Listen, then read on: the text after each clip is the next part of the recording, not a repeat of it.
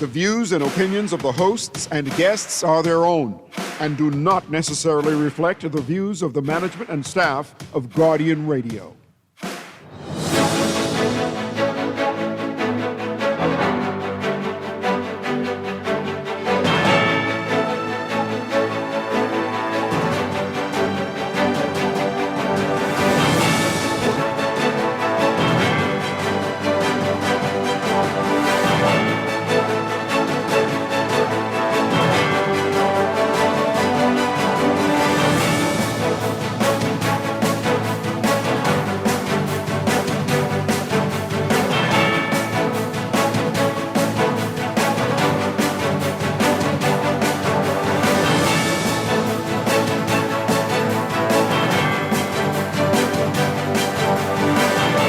Good morning. The tourism minister projecting slower tourism numbers, we're told, are impacting the industry. 7 arrested over that Harbor Island murder.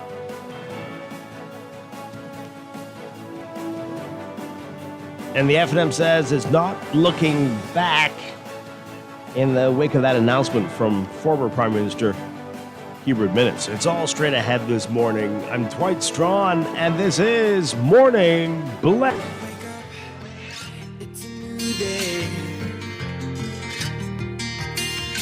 Wake up, it's a new day.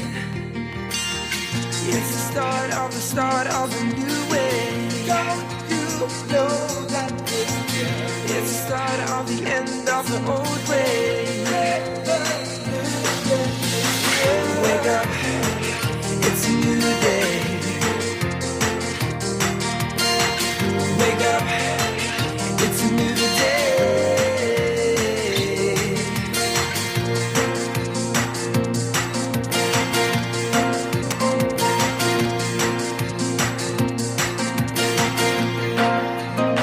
Good morning again, Bahamas. It is Friday, June 13th, 2025. This is Morning Blend on Guardian Radio 96.9. Again, I'm Dwight Strachan. In a moment, Farrell Goff will be joining us. Also this morning, we're talking about stem cell injections, specifically for joint inflammation and rheumatoid arthritis. More on how...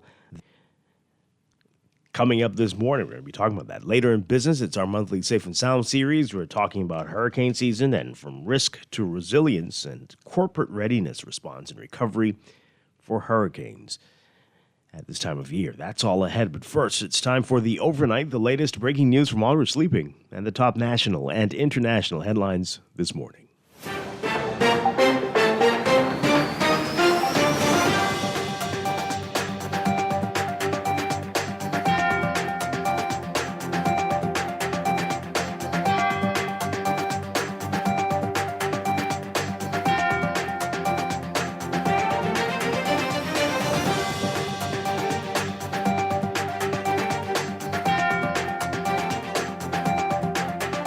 In the overnight, Minister of Tourism, Investments and Aviation, Chester Cooper, raising concern over a possible slowing down of the Bahamian tourism industry amid worries the Trump administration out of the U.S. and its policies could plunge the United States into an economic recession.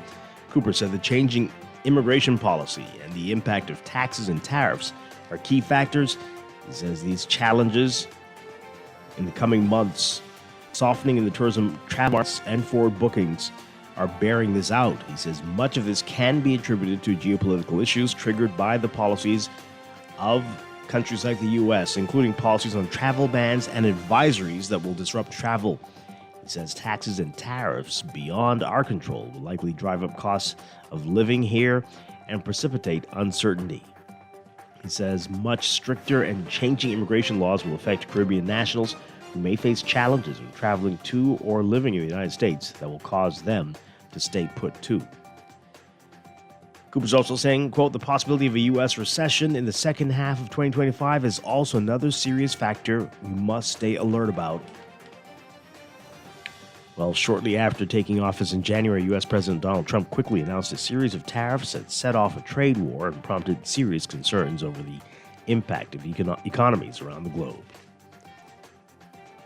Also from the House and the budget debate, despite the Bahamas Public Parks and Beaches Authority exceeding its 2024-25 budget by $7 million, Executive Chairman Mikel Barnaby made no mention of the authority during his budget contribution yesterday. Barnaby also did not respond to criticism from some residents who are raising alarm over the deteriorating state of some public parks on New Providence. He spent his time lambasting the FNM and former Prime Minister Dr. Hubert Minnis over his handling of the COVID-19 pandemic. Barnaby also spoke about, quote, the evil visited on Bahamians by the UBP and how the FNM and the UBP are forever linked. Again, making no mention of the Bahamas Public Parks and Beaches Authority or any initiatives planned for the upcoming fiscal year. He spoke for about 30 minutes, although he had a full hour to speak. In the wake of former Prime Minister Dr. Hubert Minnis' announcement that he will run for Killarney in the next election, FNM Chairman Dr. Dwight said the party is not looking back and intends to ratify candidates who reflect the party's values and vision. While Sands did not directly respond to Minnis, the FNM Chairman issued a response hours after Minnis made the comments in Parliament on Wednesday, saying, quote, the Bahamian people have made their views clear on the politics and policies of the Minnis-led administration. The FNM has listened, and we are not going back. We look forward to presenting candidates who reflect our values, our vision, and the future we believe in for the Bahamas. Minnis made his declaration to run while standing next to FNM leader Michael Pintard in the House on Wednesday. Police in Harbor Island have arrested 7 people, including 1 woman, in connection with a double shooting that left a young father dead and another man in hospital. According to people on the island, 6 people were taken into custody Wednesday and another yesterday as officers investigate the shooting, which sent shockwaves through the tiny community. The motive for the shooting unclear still. The deceased victim, 25-year-old Cameron Bannister, leaves behind 2. Bannister recently obtained his captain's license and gave water tours in northern Eleuthera. Bannister was shot just before midnight on Tuesday on Munning Street, along with another young man who was airlifted to New Providence after the incident. Officers were told that 2 men were riding a golf cart when a man in dark clothing approached and shot them. A man who admitted to showing a 90-year-old his genitals after he caressed her inner thighs without her permission has been sentenced to 3 months in prison. 44-year-old Nicholas Hanna pleading guilty to indecent exposure and indecent assault at his arraignment before Chief Magistrate Roberto Reckley yesterday. He faced a maximum potential sentence of 3 years in prison for the indecent assault. The prosecutor, Inspector Dion Barr, told the court that on June 8th, a 90-year-old woman was sitting on the porch of her eastern New Providence home when Hanna joined her. He touched the woman's inner thighs before he flashed her, leading her to file a complaint at the Elizabeth Estates police station. When police officers approached Hanna at the back of his home, he kicked a policeman and resisted violently. While at the police station, Hanna cursed a police officer and threatened to shoot him in the head. Hanna was contrite in court when he promised that he would not repeat his actions. He blamed his bad behavior on drunkenness and said that he needed help. The prosecutor said that they needed to protect the public as he pointed out that Hanna's victim was a vulnerable member of society. Hanna claimed that the woman appeared to be in her 30s. The magistrate told him that regardless of the age of the victim, his behavior was unacceptable. He was fined for indecent exposure and the crimes committed during and after his arrest. Failure to pay the fines will result in Hanna serving a concurrent sentence of 1 month in prison.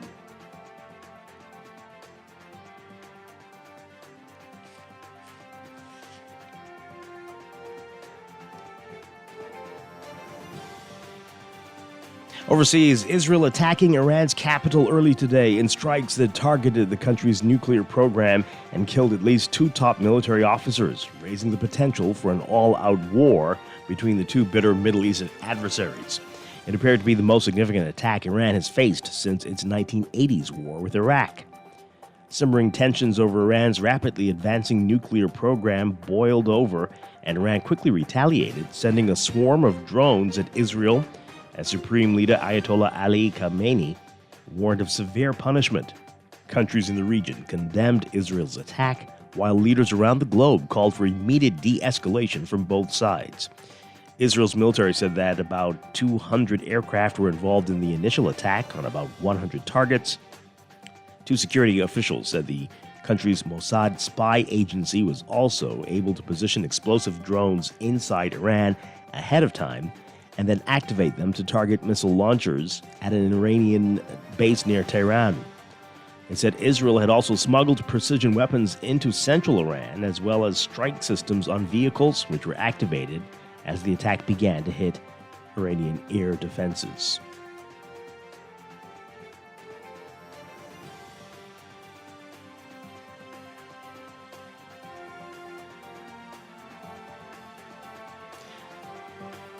Colombian President Gustavo Petro this week bypassing legislative opposition and signed a decree summoning voters to the polls in August to decide changes to the country's labor laws, including whether workdays should be limited to 8 hours.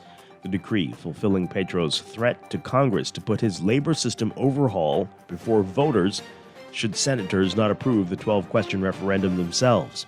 He issued the measure in a tense political climate following the Saturday shooting of opposition senator and presidential candidate Miguel Uribe during a public event. The referendum has become the crux of long-running tensions between the executive and legislative branches. After Congress rejected Petro's labor reform twice, most recently in March, he sent lawmakers a 12-question referendum proposal on May 1st, as Colombian law requires that the Senate rule on the advisability of referendums. The legislative body 2 weeks later voted 49 to 47 against the measure, prompting Petro to accuse lawmakers of fraud. Petro, Colombia's first leftist president, has accused Congress of working against the interest of workers and has asked them to demonstrate across the country.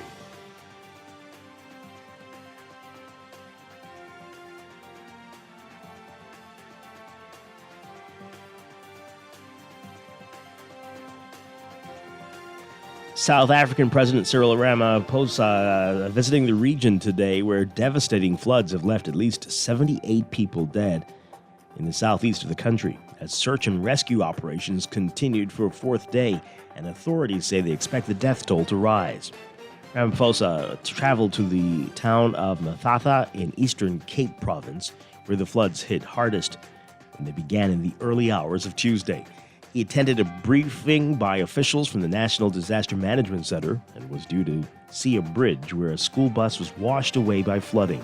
6 students, the bus driver, and another adult on board were confirmed dead, while 4 other school children were among the missing.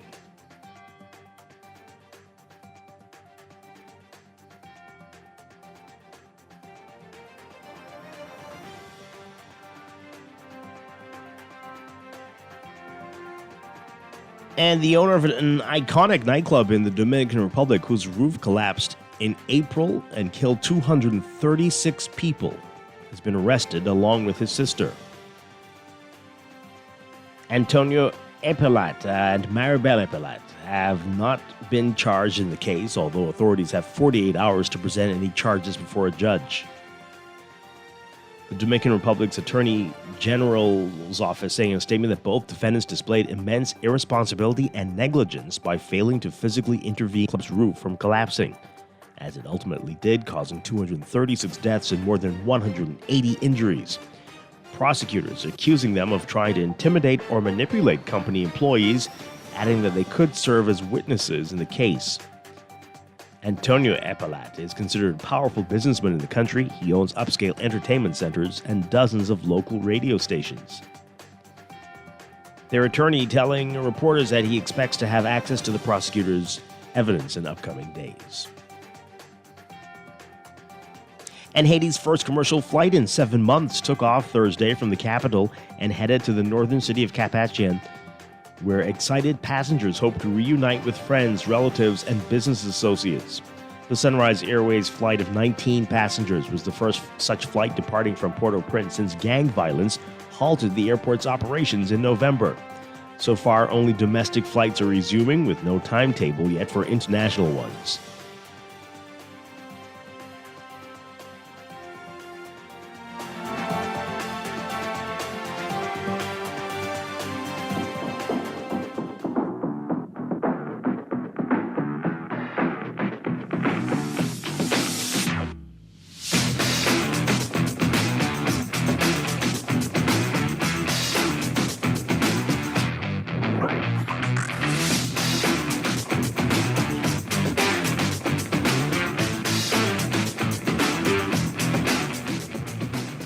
It's time for sports, brought to you by Kalik.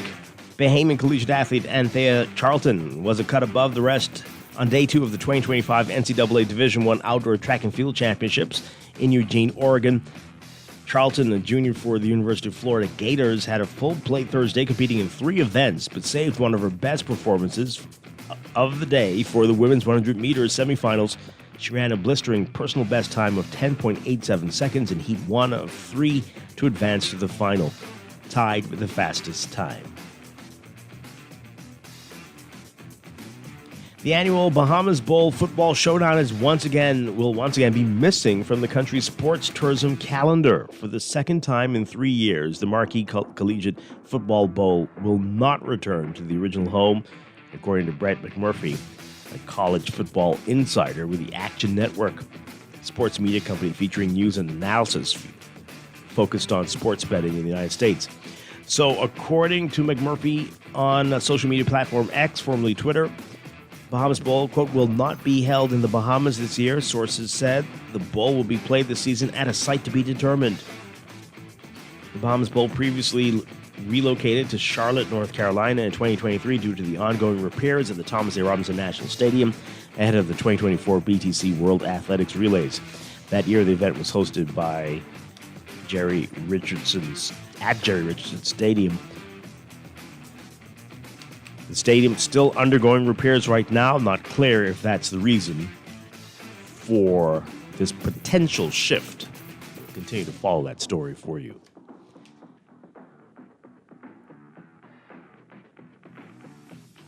From hockey and the NHL, falling behind 3 goals after 20 minutes, the Edmonton Oilers scored 3 of their own over the next 20 to erase their deficit. They took the lead only to give up the tying goal to the Florida Panthers in the final seconds of regulation to send another game between the hockey heavyweights to overtime, riding the waves of emotion through what's turning into an epic showdown in the Stanley Cup final. The Oilers beat the Panthers 5-4 in Game 4 Thursday night to tie the series.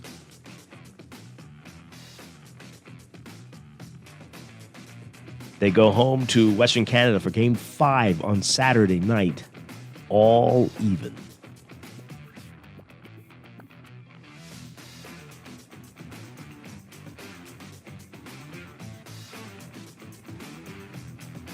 That's sports, and that's the Overnight Sports, brought to you by Kalik.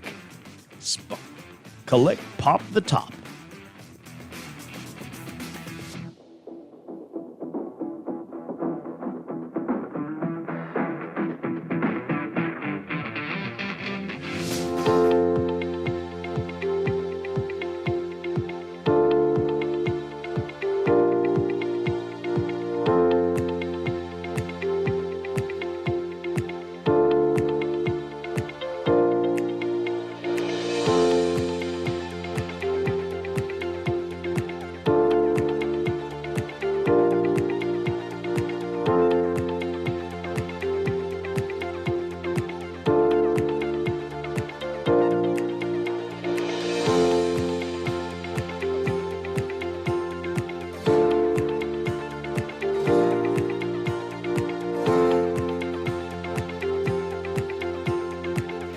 Your first look at weather brought to you by Blanco Bleach. High pressure remains across the country, supporting fresh to moderate breezes along with hot temperatures.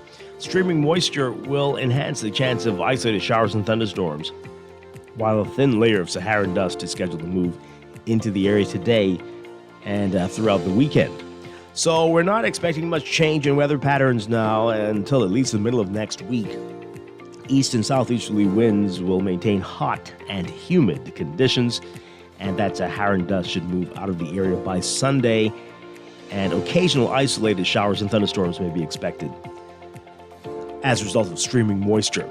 There is still a rip current risk. Beachgoers and swimmers should be alert, especially along east and south coast beaches, and everyone's being advised to remain hydrated, wear loose-fitting clothing and sunscreen while outdoors, and take frequent breaks in the shade.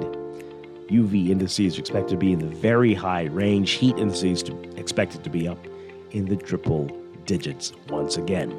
Your forecast for today for most areas, we're looking at partly sunny and hot conditions, turning fair and warm tonight. A bit windy in the central and southeast Bahamas, and hazy as well as that Saharan dust begins to move through. Only about a 20% chance of passing showers and isolated thunderstorms. Wind southeasterly at 10 to 15 knots and gusty at times.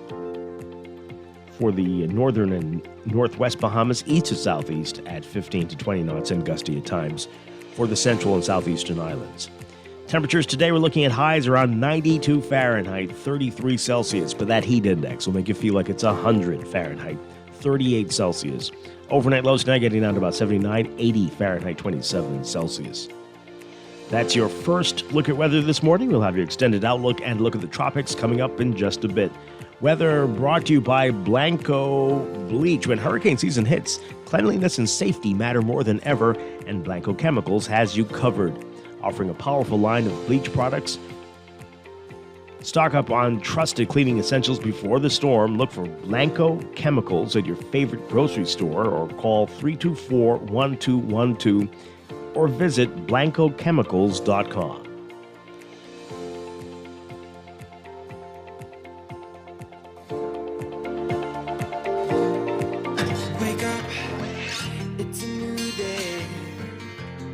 You are listening to Morning Blend. When we come back, we're discussing the day's top stories right here on your home for fresh news and smart talk all day.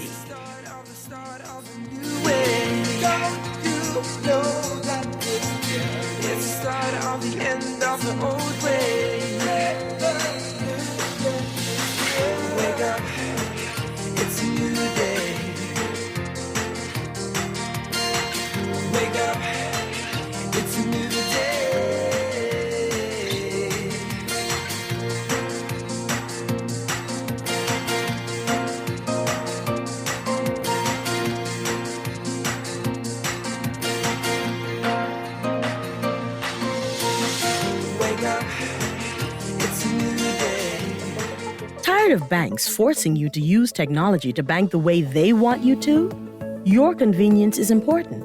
So no matter what your banking needs, Commonwealth Bank's friendly staff are always available in branch for that personal one-on-one service. But when you choose technology, our online and mobile banking app offers you state-of-the-art functionality. The choice is yours. Commonwealth Bank. Bank the way you want. As a healthcare professional, you dedicate your life to caring for others. But even with the best care, legal challenges can arise. Protect your practice and your peace of mind with medical malpractice insurance from Star General. At Star General, we've partnered with Lloyd's of London to bring you comprehensive professional liability insurance designed specifically for those consulting or practicing privately. Visit our website today so you can focus on what you do best, caring for your patients, while we take care of the rest. Star General, insurance made simple. Been off the WSC grid for over a year? Now's the time to come back and save big. For a limited time only, the Water and Sewage Corporation is offering up to 50% off reconnection fees for customers disconnected for more than 1 year. Don't miss this chance to reconnect and enjoy reliable, quality water service at a discounted rate. Call 302-5599 to learn more. Water and Sewage Corporation, dedicated to dependable, affordable water solutions. Pop the top with collect, check your cap at 700, 200,000 in cash and prizes, with winners on different islands. Collect! Pop the top with collect, check your cap at 700, you could win free bears, take a sip, and collect merchandise, matter say. I pop mine at Mariga, I pop mine at Comedy Loop, with free bears at and just check your cap, when you go Grand Bahama. Collect! Pop the top and collect, check your cap at 700. You could win free bears, take a sip, and collect merchandise, matter say. Drink responsibly, boy. It's official. The BYD showroom is now open at the mall at Marathon, and it's like a portal into the future. Sleek rides, cutting-edge tech, all from the world's #1 electric car brand. Slide through for a free coffee at the Dream Bar and let the Easy Car Sales team show you why everyone's falling in love with electric. Rain or shine, it's cool, comfortable, and convenient. Open 10 to 6 daily through the food court entrance at the mall. Your electric journey starts now. Looking for an insecticide that can tackle both flying and crawling insects? Meet the new and improved Super Short Hogs, now with a pleasant scent. Designed to stop insects instantly. Super Sure Talks All Insect Killer kills roaches, ants, flies, and mosquitoes on contact. Super Sure Talks. Catch the thrill and win with Shell. Fuel up with $20 or more and unlock your shot at unforgettable prizes. We're talking regatta trips to Exuma and Harbor Island. Free fuel, grocery vouchers, water park passes, and more. Just snap your receipt and WhatsApp it to us at 242-422-0271. The vibes are high, the prizes are hot, and the summer is yours to win with Shell. Only at participating Shell stations in Nassau. Now through August 22nd. Terms and conditions apply. Big plans, unexpected expenses, whatever life throws your way, Fidelity is here with loans tailored to fit any of your personal financial needs. With a quick turnaround and a built-in savings that pays you interest, we make battling unexpected expenses easy. Make that move today. Call 356-7764. Fidelity, we're good for you. Wake up, it's a new day. Wake up, it's a new day. It's the start of a new way. Don't you know that it's the start of the end of the old way. Wake up, it's a new day. Wake up, it's a new day.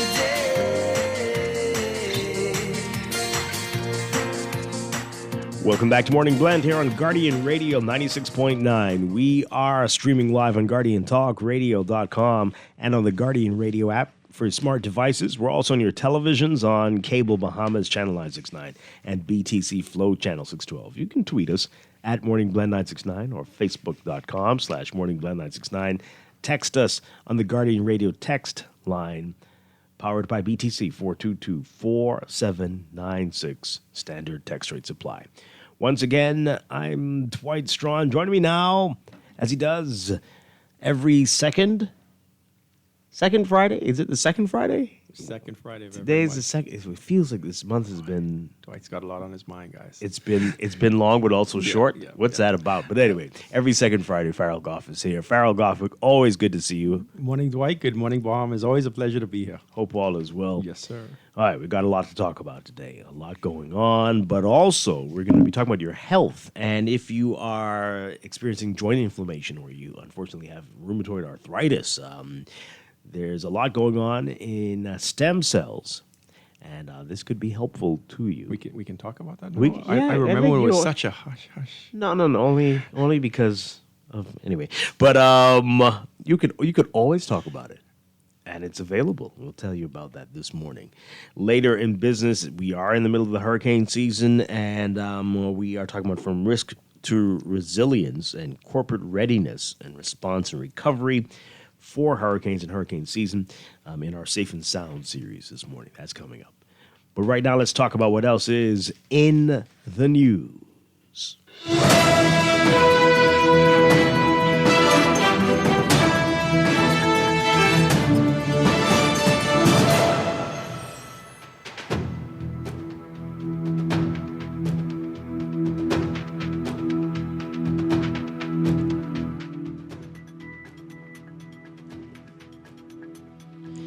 And in the news, a whole lot to talk about, including tourism and Tourism Minister Chester Cooper projecting some slower tourism numbers. A lot of headwinds out there. We're going to focus on that. We're going to get to that in just a bit.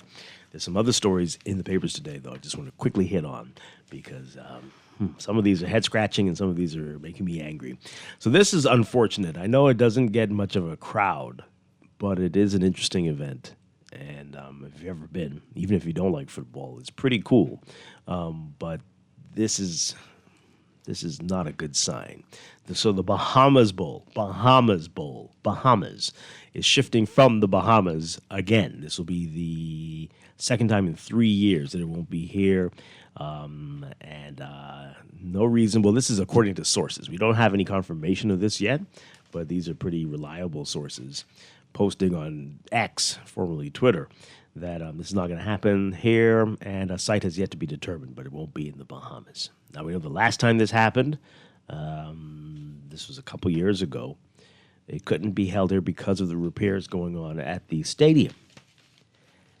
And they did have it last year, but that stadium is not finished. Still. Do you drive by that? Yeah.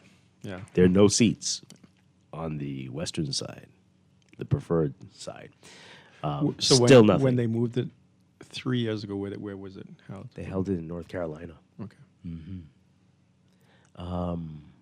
But we've been asking questions, like, hey, what's happening? Nobody seems to be paying attention because we're not hosting the World Relays, we're not hosting any events. Everything's been happening at the old stadium, and everybody seems comfortable with that, which is madness to me. But I don't run tracks, I guess. But I guess there is work going on. Kind of, you see people. The workers from China still around, but the work is moving at a very slow pace. It appears. It might not be the case, but how long is this going to take? And some of those events were such flagship events. Yeah. It was so good. The exposure, the excitement, just having all those different entities here competing on our soil. Yeah. So the Bahamas will have it in January. So it's just a few months ago. But everything has been, everything they do, there's excuses why Bahamians won't attend. So I think initially it was on Christmas Eve. Oh, you can't get Bahamians to come to a college football game on Christmas Eve. They did it a week before Christmas. Oh, it's too close to Christmas. They did it in January. Oh, ain't nobody have time for that in January. So obviously, I don't know. And it's been free. They've been offering chicken. They've been doing anything to get people out there. Remember the first year it was Popeyes, Bahamas Bowl? They were bribing people with chicken. That was the best crowd they had. For obvious reasons. My goodness. But football, of course. I mean, Bahamians are really into football, but not chicken was college a side football. thing, I'm sure. You think so? Okay. Sure. Sure, that's it. we got to get an authority to speak on it, Dwight. I mean, it's important that we that keep people's feet to the fire as much as we possibly can. Right, Dwight. and that's a challenge because certain people will get up in the house and not talk about the things that come before them, like this. I'm not saying that this is what happened, but you won't hear from the people you need to hear from when there is a chance to hear something from them.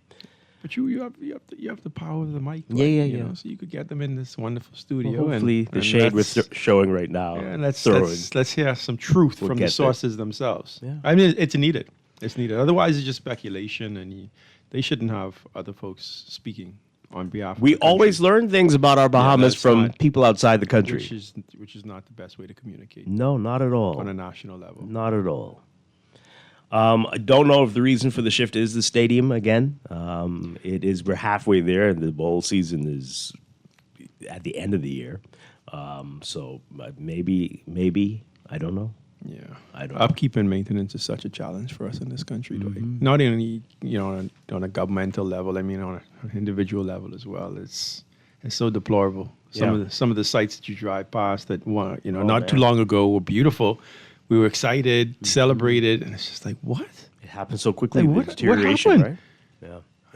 Yeah. But I mean, we have so much contractors. We have so much folks that I imagine are pretty skilled at certain things. Is it just a contractual issue? Is it a priority issue? Is it we're just blind? We don't see things deteriorating right in front of our faces? Is it a budgetary issue? I don't know, but we are horrible at general maintenance. If you upkeep it, you won't have to shut it down for 6 months, a year to repair it because you've been maintaining it over the years. Absolutely.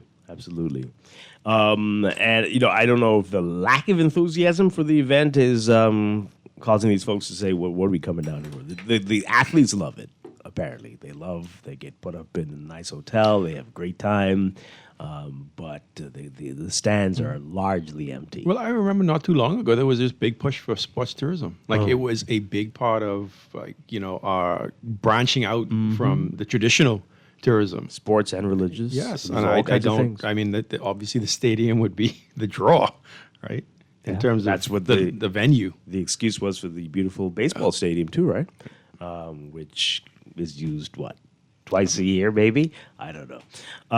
But we are not. No, and of course, I always feel that we've not promoted this one properly.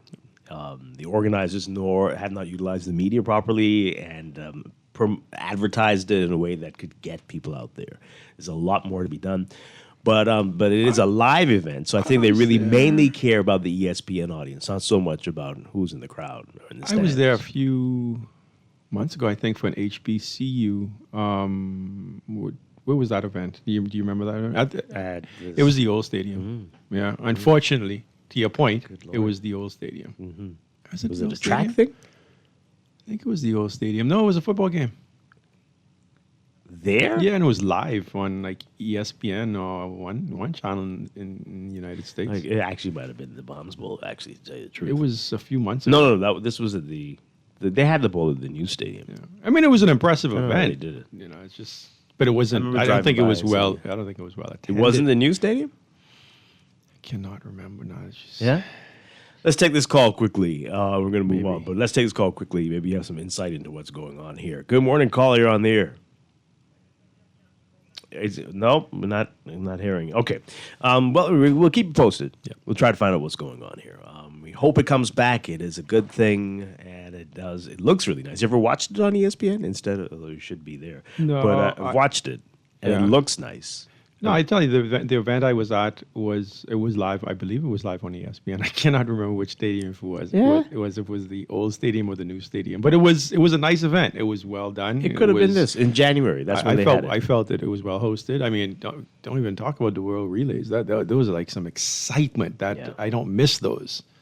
So I hope we get back on track and we only grow what we've already built. Absolutely. In terms of sport tourism. We're a great destination for it. Yeah. This texter says here, the football game's major draw and yield came from fans and visitors. The opportunities for free and incredible exposure should serve as motivation to do all we can to facilitate the event. Absolutely. Absolutely. Yeah. Ah, boy. Anyway. But let's make an effort, Dwight, to get some of the respond. The key persons to provide some insight on what's going on. Yeah. Particularly timelines with the stadium. Definitely. Yeah, we got to put those dates out there, Dwight, so at least they're out there. And I don't know how much we can hold people accountable, but at least we can check in, right? You can loop back and see what's going on. All right, so you heard this story. This is unbelievable.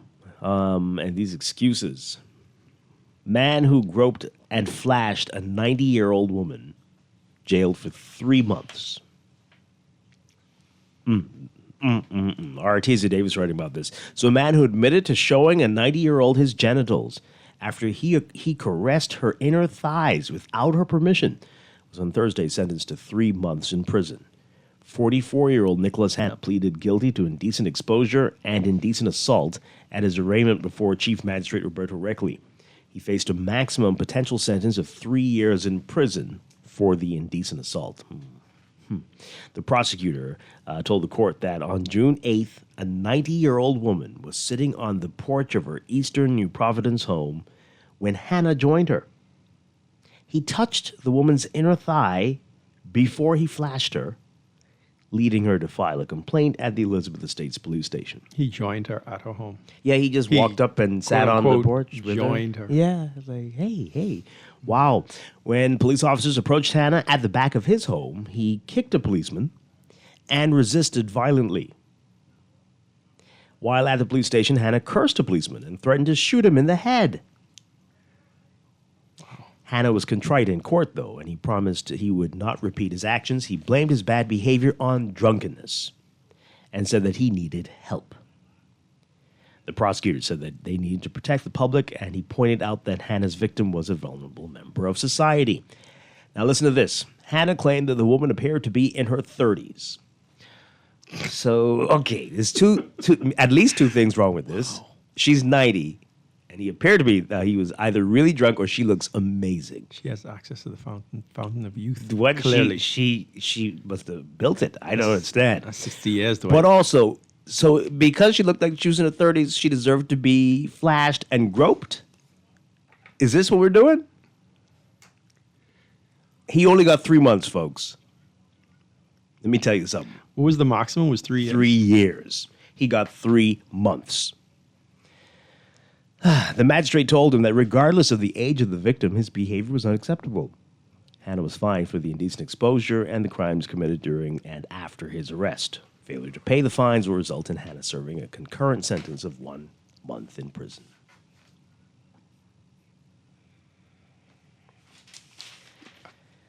Ah, boy. Yeah, I mean, 3 months is slap on the wrist. I don't know, That's maybe crazy. I don't know if there's some mental health issues tied into it someplace that maybe we didn't get those details. But he said he needs help. Hmm. It's And I insane. mean, was he really under the influence? I mean, there's ways to find that out, right? I don't know if that's the process that the police would go through. But all these things, the way he carried on when the police got him, and cursing and threatening to shoot one, really? Well, if he was heavily under the influence, So we don't take threats seriously if you are. Oh, he was only drunk. Don't worry about it. yeah, no, I mean, he definitely should be punished. Okay. This texter says here they test that guy for drugs. Ecstasy is a serious thing. Okay. Still have to be accountable for your behavior. You do. Yeah. You do. As an adult, absolutely. Yeah. Let's take this call. Good morning, caller. You're on the air. Good morning to you, and good morning to Mr. Health and Wellness Coach. Oh, good morning. Good morning. Yeah. Right, I really don't ready for comment on that, but I'd rather do this. You know, you open up by wondering why we learn more about the Bahamas from foreign news. And I think Bahamians should really do more of that and listen to what you do and compare. But this is a good time now for your health and wellness coach to actually address an issue that he was supposed to some time ago as to two-state brain. Do you remember? Yes, sir. Dual consciousness. Yes, sir. How we can have two minds in one body. And this could tie in to the issues we are experiencing in this country today. So I would hope that you would take an opportunity, because my AI just reminded me that you were supposed to address this. Wow. AI don't play. That's pretty serious. AI don't mess around. Yeah. Eh? Can your AI send some messages to some of our MPs? We can wait on that. Okay. They still developing that version. Oh, wow. Okay. We'll take another call. Good morning, caller. You are live on the air. Good morning. Good morning, Cousin Dwight. How you doing? Doing well. Farrell Goff. Good morning. How are you, sir? Wonderful. This Grammy boy, CNN, not please somebody out there, your Texas out there. Leave Grammy boy alone. They trying to be honest in life. Right. So, in addition to giving out plea deals like Skittles, right? Because every time I hear something now, there's a plea deal, you're giving it out. Even though the band say I get beat or get catch red-handed, we have now reverted to serving the time off for prison instead of the time you should get. In other words, what I mean, in 1 year, 12 months, we normally give 3 months off, and then you serve 9 months for that year. But it looked like we giving 9 months off and serving 3 months. How does that sound?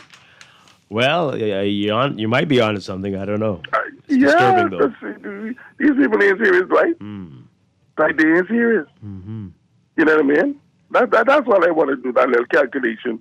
See, you know what I mean? Thanks for taking the call. Okay, thank you very much. Appreciate And it. Dwight, in no way, am I saying that I don't necessarily agree or disagree with the sentencing, but I know in these cases a lot of times, and in life, there's details we may not be privy to, right? And so it's, for me, I would like to understand. I mean, of course, a magistrate wouldn't speak to the details. It's their prerogative to sentence as they see fit.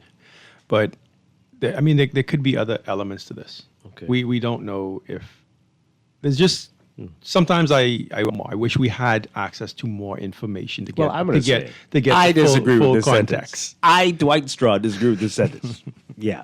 Can you imagine thinking about my mom? Based off of the information that you have, right? And I mean, I know most people won't like to hear that, right? Because some of these cases, they can get very emotional and they can initiate certain things in us that it's. I just wish we had more information on this. Okay. I don't know if. Drunk jerk if assaults old woman. If the writer That's not enough information. Can provide and he admitted more. it. He admitted to it. Okay. Well, is he going to get the help that he needs? That's a good question. No, I I'm don't telling know. you that because that may be the key to this entire thing, Dwight. Not necessarily the sentencing or just spending jail time, which sometimes can, unfortunately, worsen certain conditions. That's a really good question. What are we going to? How do we address it? Right, and that may have been why the sentence was what it was, because there was some other things built into his rehabilitation, or I don't know if silence is involved with the substance abuse help. I don't know, but I just, even for me, I am surprised at face value. 3 months for those actions, right? Endangering, particularly someone vulnerable, an elderly person. But I believe there's more to it. Yeah. And we just don't have the full story, which is unfortunate. Well, this texter says here, this is why we have such an overwhelming number of sex crimes in the country. The laws are antiquated and just plain ridiculous. Women and children are not safe in the Bahamas. 3 months for attempting to rape a great-grandmother. Well, we don't know if he was attempting to rape. It's indecent assault, not necessarily, but he was flashing her, so... and he did touch, and he did touch, which is very, very concerning. Oh, so the text goes on to say, yes, I said rape, as we know it was his intention. Well, we don't know that, but what a freaking joke. Okay. Wow. He definitely needs help. Definitely needs help, and in 3 months, he better not be the same person coming out. Yeah, and I wish that information was provided, right? If that's part of the sentencing and rehabilitation process. Yeah. All right, so really quickly, this story, this is the budget debate going on, and this is the time we hope to find out information, right? Like what's going on with the stadium, what's happening with this, what's going on with that, why wasn't this fixed, or how come you spent so much on that? But instead we get bizarre history lessons. So here's a story by our Travis Cartwright. Carol Bonnaby fails to address budget overrun by beaches and parks.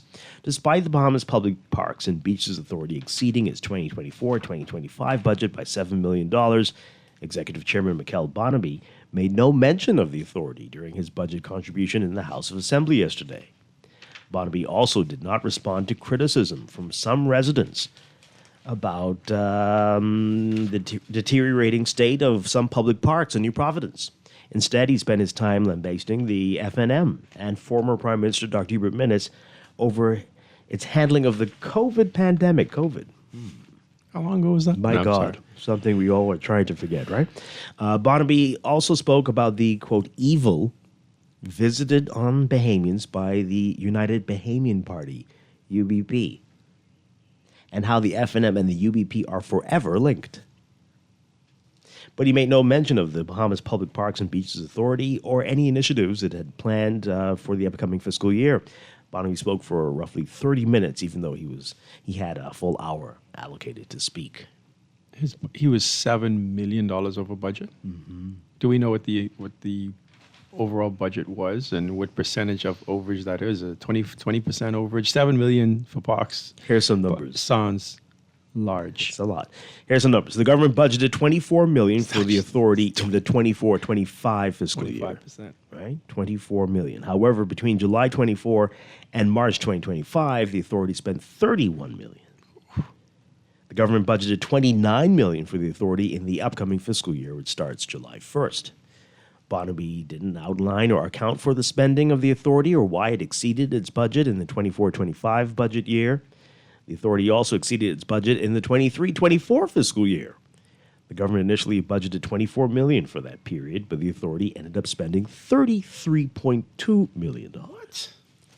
In 2021, after taking office, Prime Minister Philip Davis, then Minister of Works Alfred Sayers, and Bonnaby pointed to budget increases in the authority under the Minnis administration in the lead-up to the 2021 general election. Davis said the authority's budget increased in the 21-22 fiscal year from $18.2 million to a projected $37 million. Ooh. Sayers said there was a rash of contracts issued by the authority ahead of the September 16th general election, some without board approval. Bonnaby said that the increase looked like, quote, electioneering, his word. He said back in 2021, quote, it looks like it, it walks like it sounds like it, and we can see the impact of it. Where it was not a real financial decision that was being made, it appears to be a political decision. But if we go back to the original numbers, that's a 25% overrun. I think you said it was $25 million. 24 was the budget, and it ended up being 31. Yeah, that's a 25% overrun of your annual budget. That is huge by any stretch of the imagination, Dwight. That should be spoken to. I believe it's for the Bahamian people. I mean, I would imagine this administration themselves would want to come to the people and just provide some clarity. You imagine that? Just as being a good steward you would think. of the finances of the country. That is unacceptable. And yet, the beaches and the parks don't look like they are. They've had $7 million constantly you got worth people, of you got improvements. really kind and conscientious Bahamians personally going out there. All these private organizations coming together, getting kids together, getting adults together with the garbage bags, and they're the ones cleaning so many of the parks and beaches around here. I just don't. This is very baffling for me, and I'm not. It's not about taking sides, right? It's just literally being smart about how you manage the affairs that you've been appointed and elected to do. Yeah. I think this should be spoken to. I mean, any type of overruns on this at this magnitude should initiate a protocol. Absolutely. In the government, regardless of party or color, it should. This is unacceptable. I mean, and like you said, and considering the conditions of many of the areas that fall under, because if you can see improvements, you say, well, at least they did that, and but you can't see it. You can't see it. So the Guardian is saying the same article says that the National Guardian previously reported that playgrounds at several parks in New Providence, including Goodman's Bay, were deteriorating. When the Guardian recently visited Goodman's Bay, the toddler swings were falling apart and black with dirt. Wow, nails were poking out of some slides. Wow. The swings meant for bigger children do not appear to be secured. One resident who recently went to the park with her 3-year-old daughter was shocked by the poor state of the playground. Okay, well, and there have been complaints about other parks as well. What do you think's going on? And it's not about politics, Dwight. It's just about being a good steward, right? Just being responsible about the affairs that fall under you, that you manage.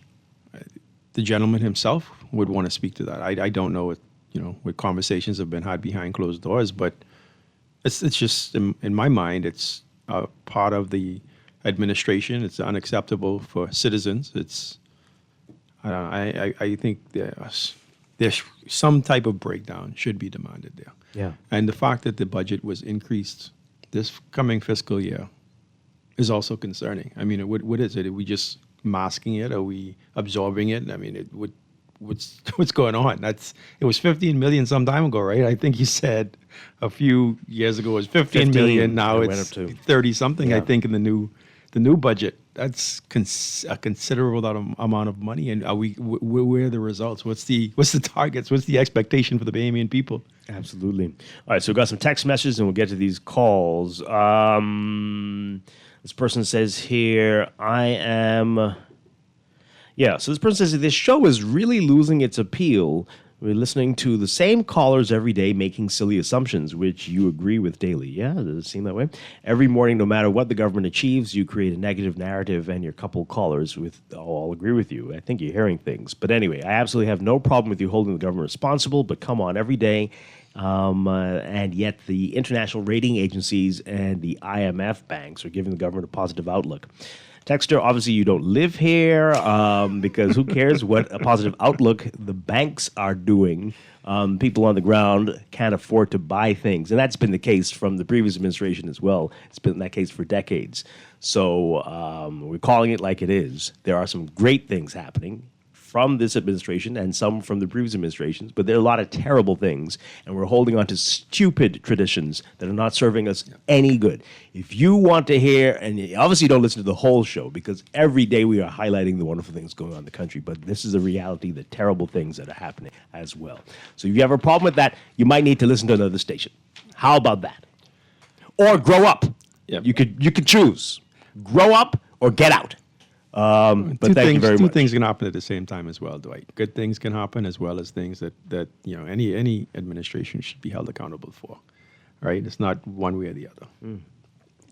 That's the world we live in. But this is the narrative that these people want to go on. You complain about the callers. Well, call in then. 323-6232, 325-4316. 325-4259. They want their voice heard, but you want to hide behind a text like a clown. So come on, don't get on their case. Clearly, that text has Dwight's. Well, I mean, they're texting stupidness, and this person's done something like this before. But as I say, stop listening if you have a problem.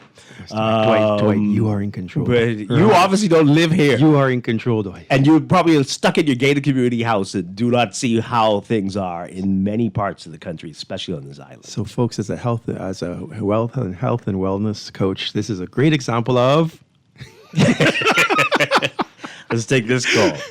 Oh boy, caller, they say you called the show too much. What say you to that?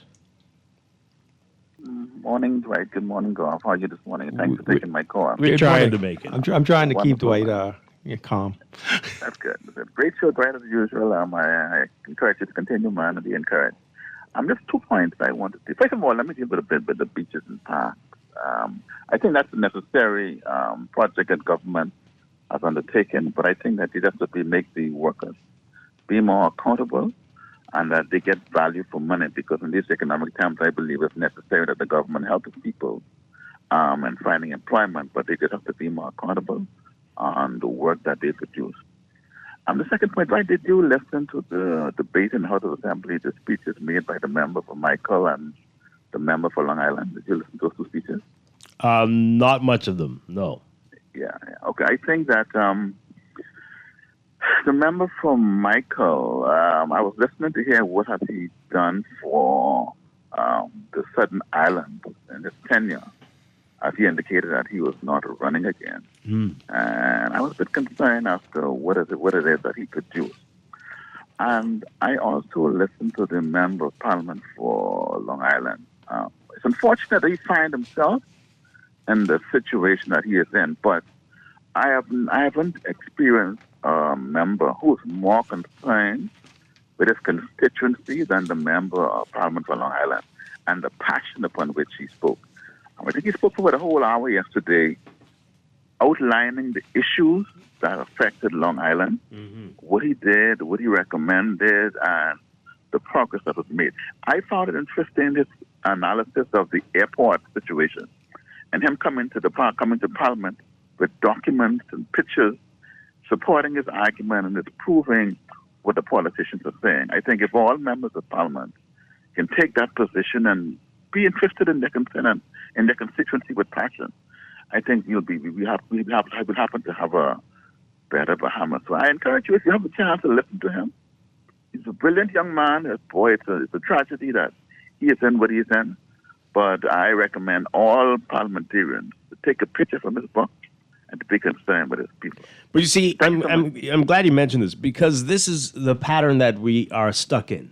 Because when folks are in the opposition, the contributions they make are often brilliant and eye-opening and quite, that's insightful, and I really appreciate that. But when they are part of the party that is in power, they don't talk about the things that are happening, the things that are going wrong, or barely some of the things that are going right, but mainly they're ignoring a lot of other things, and if they have a portfolio, you barely hear what that's about. So something is wrong with this system that we have. You're not getting proper representation. When who you vote for as an MP determines who's going to be the government, you lose. As we keep saying, you can't serve two masters, and this system requires you to serve two masters. Only when the person's a backbencher or in the opposition will you get that type of address during a debate. But an address is one thing, folks, right? So an address is, yes, you can be very, very passionate when you have a mic in front of you and you have 30, 40 minutes to speak, right? I mean, it's really about the meat, though, right? It's about the actions, not necessarily just the words. Well, right? okay, that's another thing. So the caller, you mentioned it, right? You mentioned, Michael, there is very little, if you are not a cabinet minister, that you could get done. Even cabinet ministers struggle. I've never been on the inside, but just hearing the stories, apparently there's a tremendous amount of red tape and difficulty getting things, simple things through the government system. So it's not as easy as it may appear on the outside for us, right? If it's not a priority of the prime minister, it might not be done at all, right? That's right. The difficulty is the honourable member for Michael is a parliamentary secretary. He's a parliamentary secretary. Yeah, he has access to his ministry and to the government there. Yeah, you think so? But I think you have to scrutinize more the persons who offer themselves and see where their heart lies and what. And this is another thing, Dwight. for family islands, right? It seems as if generals in those islands are more concerned about what they can get for themselves rather than what they can get to better the community. They're always interested in how much I can line my pocket with a contract, rather than how can I advance my community to make it a better place for generations and go on and their children and stuff. So I encourage those people this election to be more, analyze more, please. Analyze to see what the programs are, what interest the person have in their community, and maybe support upon that basis. Yeah. Thank you, Dwight. Thank you very much. Bro. Appreciate that. Bless Yeah. you. Thanks. I don't know if there's anything we can do differently, Dwight, to bring about better member parliaments or member parliaments that can deliver on their promises. I don't In this honestly in this system. system. I don't know if there's anything that we can do differently or better or scrutinize. And I appreciate the caller, and you can hear that he really wants things to improve, but it's only so much you can do when you have these two strong political parties, and allegiance are very important and very obvious in many cases. And if you want to remain a member of those parties and a functional member, or certain things you have to do, you have to fall in line and fall in place. And sometimes it may contradict what a promise you made or what may be best for the country or for your constituents, but you have to remain, a healthy member of that party, right? So I'm just saying it's not easy. I'm not, regardless of the party or the color, it's not an easy system to operate in on the inside. Right, so it's very easy for us to criticize from the outside. Well, the system's not cemented to our feet. No, it's not. We don't have to be stuck. I agree. with this. It may not be the best system for our evolution and our growth as a country and where we are now and where we would hope to progress to. It may not be the best system anymore, Dwight. This is the truth. Yeah. Anymore, huh? I think it served a purpose, Dwight. Yeah? I think it served a purpose. Okay. It was very short. It never should have extended this long, but I think it served a purpose. It's serving a purpose. It's working for some people. It really is. Caller, good morning. You're on the air.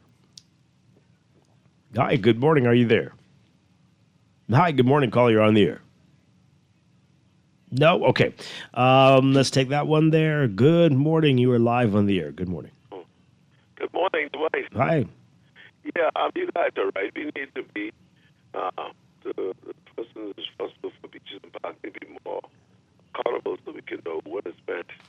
There's over budget. You can still hear me? You're breaking up a bit. Oh, yeah. Yeah. So I agree with you guys. You need to be more accountable. Because if you're responsible for a department, you need to know what the cost overruns are, so on and so forth. Because I remember when he criticized Shandor Cartwright when he came in about that particular ministry. So he needs to be accountable. Mm-hmm. I'm not surprised of his attitude. I've met him before. I had a meeting with him many years ago, and I'm not impressed. He does what he feels. Well, we don't have to make it personal. Just no, he has, I'm just saying what I gather of his character is that he does what he feels like doing. Simple as that. And but the persons in his constituency will have to determine if he is good enough to run again. Simple. But for me personally, I'll say no. Okay. You got to be accountable, man. The Bahamian people. And Dwight, it's important as well. Thanks a lot. And this is not just highlighting parks and beaches, right? It's also, this needs to become the standard across the board with these budgetary presentations, right? As in the private world, you have to. It's just not about his area or ministry. This should become the standard across the board. If there's an overrun, it should be explained. That's all. I mean, things happen. We get it. I mean, we all overrun in our personal budgets, but it has to be explained, right? It should be in black and white, right? Mm-hmm. It should be accounted for at some point, right? So it's, what he's doing is just par for the course. I'm sure there's overruns in other departments and other ministries as well, and they're not speaking to it, right? So why should he have to speak I to actually it? think this is unusual. You usually do hear. I have very odd. never heard or seen personally, and maybe I'm not in the news as much as you are and other people, but I've never seen a breakdown in terms of how you overran your budget. That's your allocation. I've never personally seen it. I would love to, or I haven't seen it recently. I don't know if former administrations were doing what happened. They'll at least tell you that this happened, and because of this, we had a break in this. It's black and white though. It's just not. I don't even. But to not even mention his and give any type of explanation. Very bizarre. But if he is too, Dwight, then everyone should who had an overrun. That's my point, right? There's no special exceptions. It's across the board. That's really when we start to raise the bar and not make it personal, right? Or start to just point fingers at particular people. We need to raise the bar entirely, and these overruns need to be spoken to. Yeah, exactly. Let's take this call. Good morning. You're on the air. Morning, Dwight. Good morning, Farrell. Good morning. Very interesting point you made just now. I think we have enough intelligent people in this country, especially, for instance, the last thing that we spoke about was infrastructure, bridges and stuff like that, especially the one in Luther, where a figure was just tossed out there with no true reference to how they came up to the figures and all that stuff. I'm pretty sure that if we were to have all of the persons who are involved in the construction industry, and perhaps maybe many of them are not to that particular level, but when it comes down to materials and stuff, they would be able to say, okay, well, yes, this amount of blocks or this amount of concrete or this amount of steel or this amount of whatever, they should be able to give at least a glimmer of, okay, well, that figure seems close to accurate, this one seems accurate, so on and so forth. So the accountability part is what really bothers a lot of right-thinking Bahamians in this country who we see when we hear about the millions and millions of dollars being spent as if, or alleged to be spent. But yet the people are here suffering under all this weight of taxation and everything, and it seems like no breathing room. This is where the people now begin to think, what's really going on? And the overruns in these budgets. If these persons are really serious about, okay, well, they come out and they say, okay, well, this should cost $9,000, but yet the overrun brings you up to $22,000. There should be some true explanation as to how come that cost ballooned up so high, and why is this person who gave the estimate not brought in to give an account of why this thing went to that level? It is so many disconnects in this country that people are looking at. My final point, to the person who texts about the same callers over and over, talk and critiquing government, it is so sad that this is the game that they play. When the opposition is in power, they are all up in arms and they're critiquing and they're this and they're that. And then when their party is in, because it's apparently that this is a party person, they're here trying to defend the indefensible. The thing is, we have a country to run. The country is not running efficiently in the manner that the Bahamian people can breathe comfortably in this country. But yet we have these persons who come here. They would not lend their voice to the conversation. They hide behind a keyboard. Come on the radio and talk. Okay, then maybe you may not hear a lot of the same voices over and over expressing their love for this country and how we want to see the systems and persons in this country change to work for the betterment of Bahamians. Yeah. Okay, and that's all I'm going to say this morning. I refuse to be silent in a system and a society that is not functioning properly on my behalf. Thanks for taking my call. Thank you very much. Appreciate it.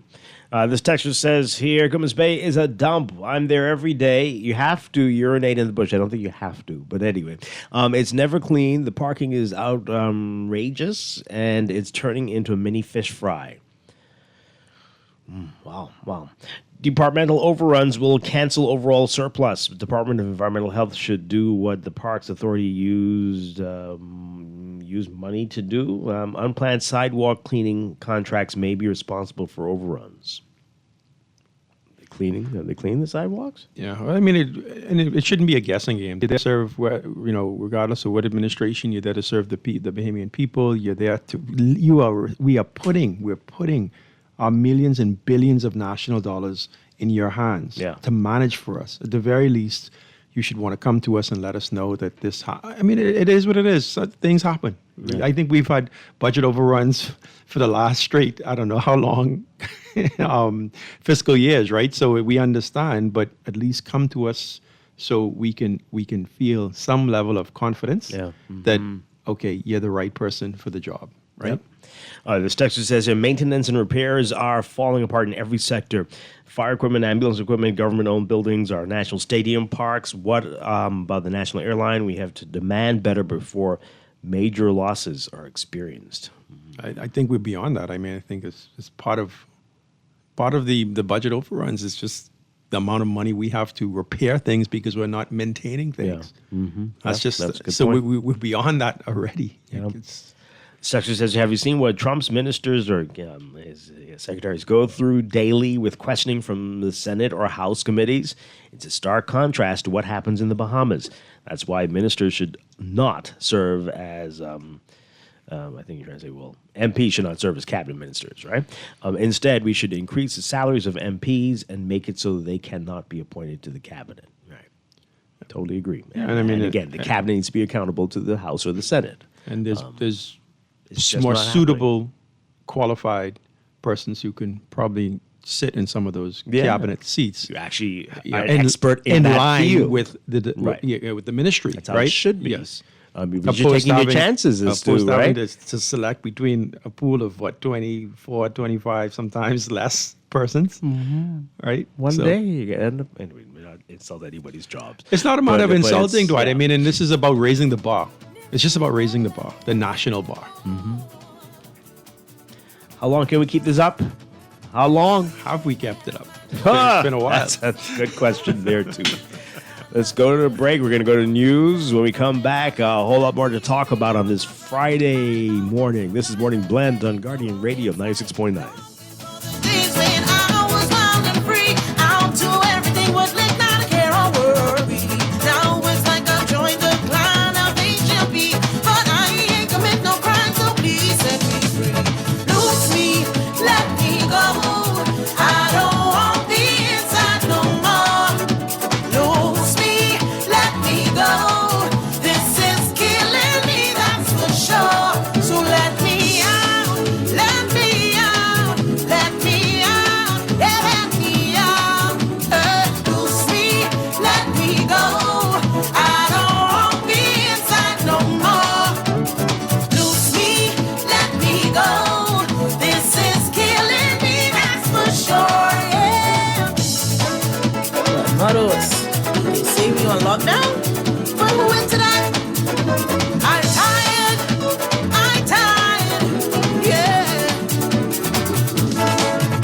Life inside ain't as easy as it seems. Sit back, let me tell you exactly what I mean. The children stay fighting, they up everything. I'm working like a slave. This is Guardian Radio 96.9 FM, streaming on GuardianTalkRadio.com and the Guardian Radio app, Nassau, Bahamas.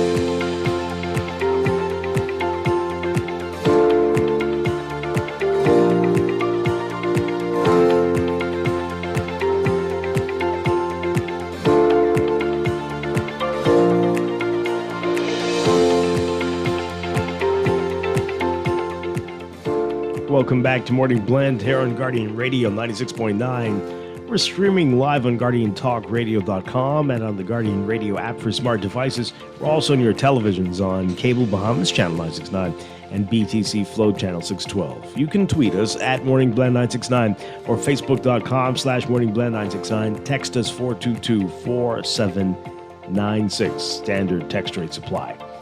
And now at 8:29, time for another check of your weather for today, brought to you by Sherwin-Williams Paints. Walls looking a little owl? Well, swing by Sherwin-Williams Paints for a fresh coat of wow. Best customer service, bold colors, and bargain prices. They've got it all. Sherwin-Williams, let's roll. So, weather-wise, here's what's happening. We have high pressure across the country. supporting fresh temperatures. Streaming moisture will enhance shower activity, thunderstorm activity as well, while a thin layer of Saharan dust is expected to move into the area today and into the weekend. So we're expecting this weather pattern to hold until at least the middle of next week. East and southeasterly winds will maintain hot and humid conditions, and the Saharan dust will create some hazy conditions until about Sunday. And then we could see an increase in isolated showers and thunderstorms as the Saharan dust layer moves out. For beachgoers and swimmers, look out for rip currents. It could be some issues at East and South Coast beaches. And everyone's being advised to remain hydrated, limit outdoor activities if you can, and use sunscreen, loose-fitting clothing, sunglasses. As a result of the heat indices and UV indices are going to be in the very high ranges. So for today, look for partly sunny, hot, hazy conditions, turning fair and warm tonight. A bit windy in the central and southeast Bahamas. Only about a 20% chance of showers and thunderstorms. High temperatures around 92 Fahrenheit, 33 Celsius, but the heat index 8 Celsius. Overnight lows tonight getting down to about 80 Fahrenheit, 27 Celsius. In your extended outlook for Saturday, tomorrow, partly sunny and a bit hazy during the day, becoming fair at night. Pretty much the same for Sunday and Monday into Tuesday. Throughout this period, only about a 20% chance of isolated showers and thunderstorms. By Wednesday, some changes. Partly sunny during the day, fair at night. And that should hold for Thursday as well. Tropics are quiet. Tropical cyclone formation not expected during the next 7 days. That's your morning blend weather check.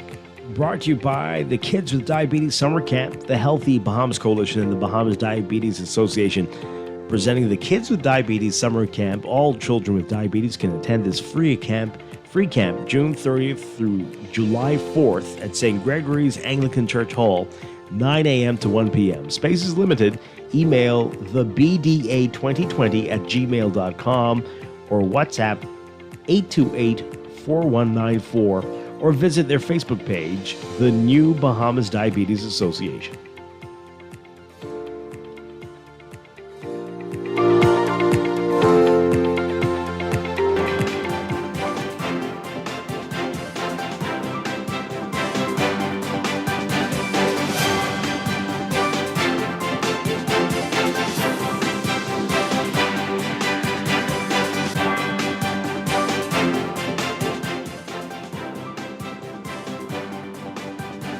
And it's time for another check of your traffic. Brought to you here in your real-time traffic. Not looking so bad out there in most areas. We've got West Bay Street seeing some slow-moving traffic just east of Arawak Key near Nassau Street heading into downtown. And again into downtown Bay Street near the Straw Market. We're seeing some slow-moving eastbound traffic, of course, there. Then we've got Blue Hill Road, seeing some slow-moving traffic near Carmichael if you're heading northbound, and East Street, north of the Soldier Road intersection, some heavy traffic on the way to the east-west highway roundabout. Robinson Road, just west of Soldier Road, slow-moving westbound traffic near Old Trail or heading towards Old Trail. And Prince Charles Drive is going to be busy for you near some of the major intersections. That's what we're seeing right now. That's your real-time traffic and your morning blend traffic alert brought to you by RBC. With RBC, your ideas happen here.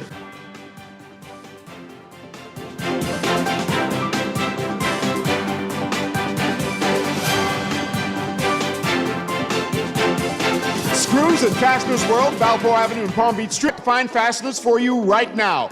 You can find stainless steel regular hex, carriage bolts, galvanized bolts, threaded rods, nails, self-tap screws, sex bolts, anchor bolts, turnbuckles, masonry tools, hand tools, and weed whacker strings. Check out the rope selection and car body fasteners too. Special orders are welcome. It's your #1 fastener store. Screws and Fasteners World, Balfour Avenue and Palm Beach Streets. Call 326-1976. Maybe it's time to explore your options. There's no harm in reviewing your mortgage arrangement and considering a better deal. CIBC Caribbean can help you narrow your search and decide. Switch your mortgage to CIBC Caribbean and enjoy a special interest rate and help towards your switching cost. Visit CIBCFCIB.com/inspired home for more information. Conditions apply.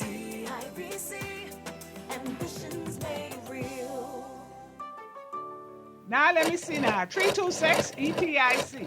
Hello? This Epic Eckert battery. This Miss Beulah from round the corner. I hear you're selling tires now on Wolf Road too.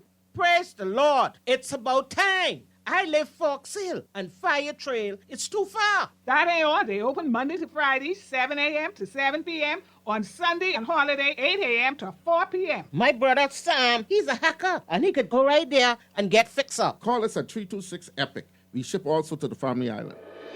BPL reminds you to prepare early, stock up on essentials like water, non-perishable food, batteries, and medications for at least 2 weeks. Don't forget to charge your devices and secure important documents. Preparation now means peace of mind later. For more tips, visit www.bplco.com. What makes a hero? Someone who makes a difference in their community. Someone who has performed an extraordinary act of bravery or kindness. Someone who touches lives without recognition. Does this sound like someone you know? Through the CIBC Caribbean Unsung Heroes program, you can nominate your unsung hero for recognition. Nominations should be in one of two categories: outstanding work in the community and act of heroism. Send nominations to unsung heroes at CIBCFCIB.com on or before July 31st, 2025.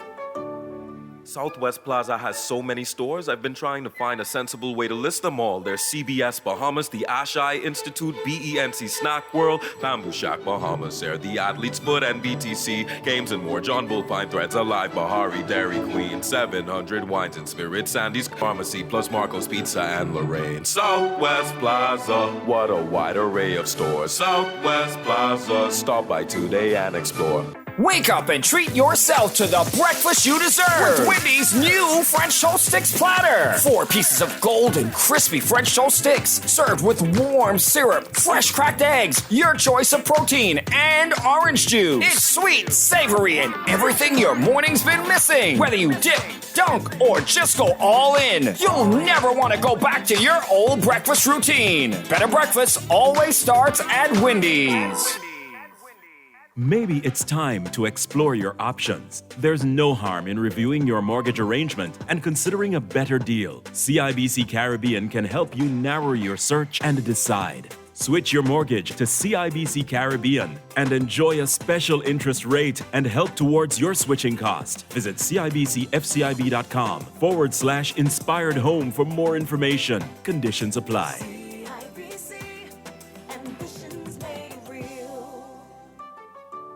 Here's a sure-winning art store moment from Shelley and Dee Dee.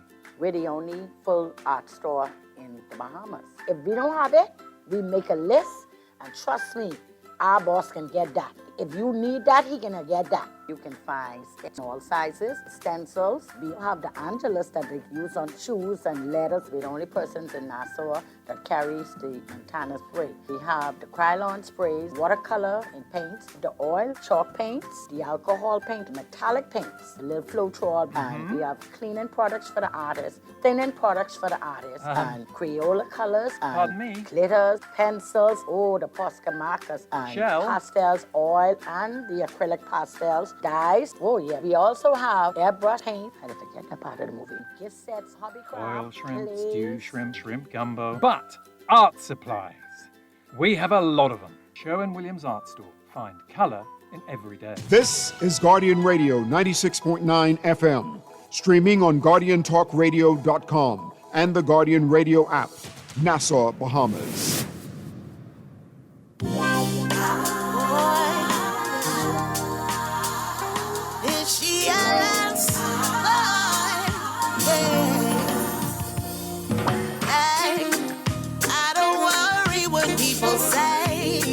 I reflect and just find a better way. Yeah. Oh, I don't worry what people say. I reflect and just find a better way. Yeah. Heavy so heavy, cause they don't really know. No, no, no, no, yeah. See, they say bad things about me, but they're blind and cannot see. Why can't they just let me be? So see, I don't worry what people say. We are back with Morning Blend on Guardian Radio 96.9. Dwight Strachan along with Farrell Goff on this Friday morning. Coming up, we're going to be talking about stem cells and stem cell injections and how they can help with joint inflammation and other health issues. Going to be a great conversation. And later in Safe and Sound, our Safe and Sound series, talking about corporate readiness in response to hurricanes. As we are in the middle of the hurricane season. So a lot to get to this morning. All right, so the big headline in the Nassau Guardian, though, Cooper projects slower tourism. The Minister of Tourism says that U.S. policies are impacting the industry. Yeah, I mean, I think that maybe the world over. Yeah, to be honest with all you, over, right? all So it's over. not just the Bahamas; it's just people being unsure about what the future holds and wanting to stand firm on their discretionary income that they would otherwise use to visit countries like the Trying Bahamas. to process tariffs and travel bans and all these things that are going on.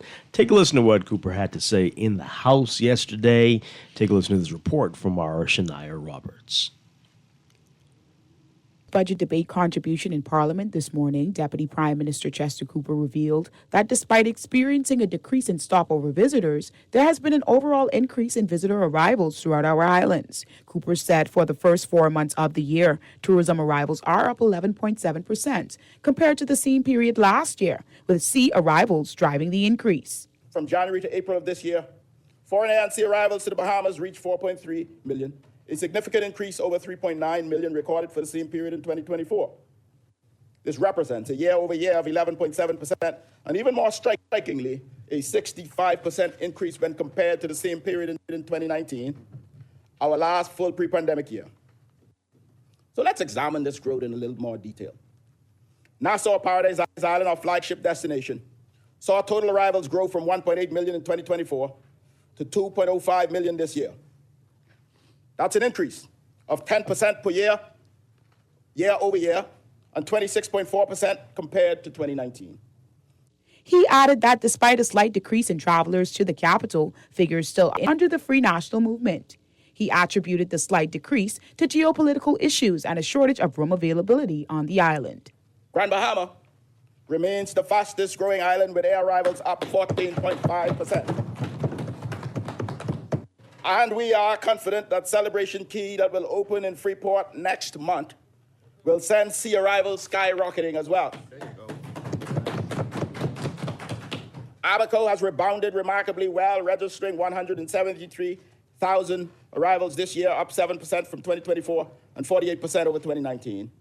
Abaco's air arrivals have grown 13.7% year over year, second only to Grand Bahama. This steady upward trend speaks to the growing appeal of our family island experiences and our deliberate push to diversify tourism, driving traffic to all of our 16 island destinations.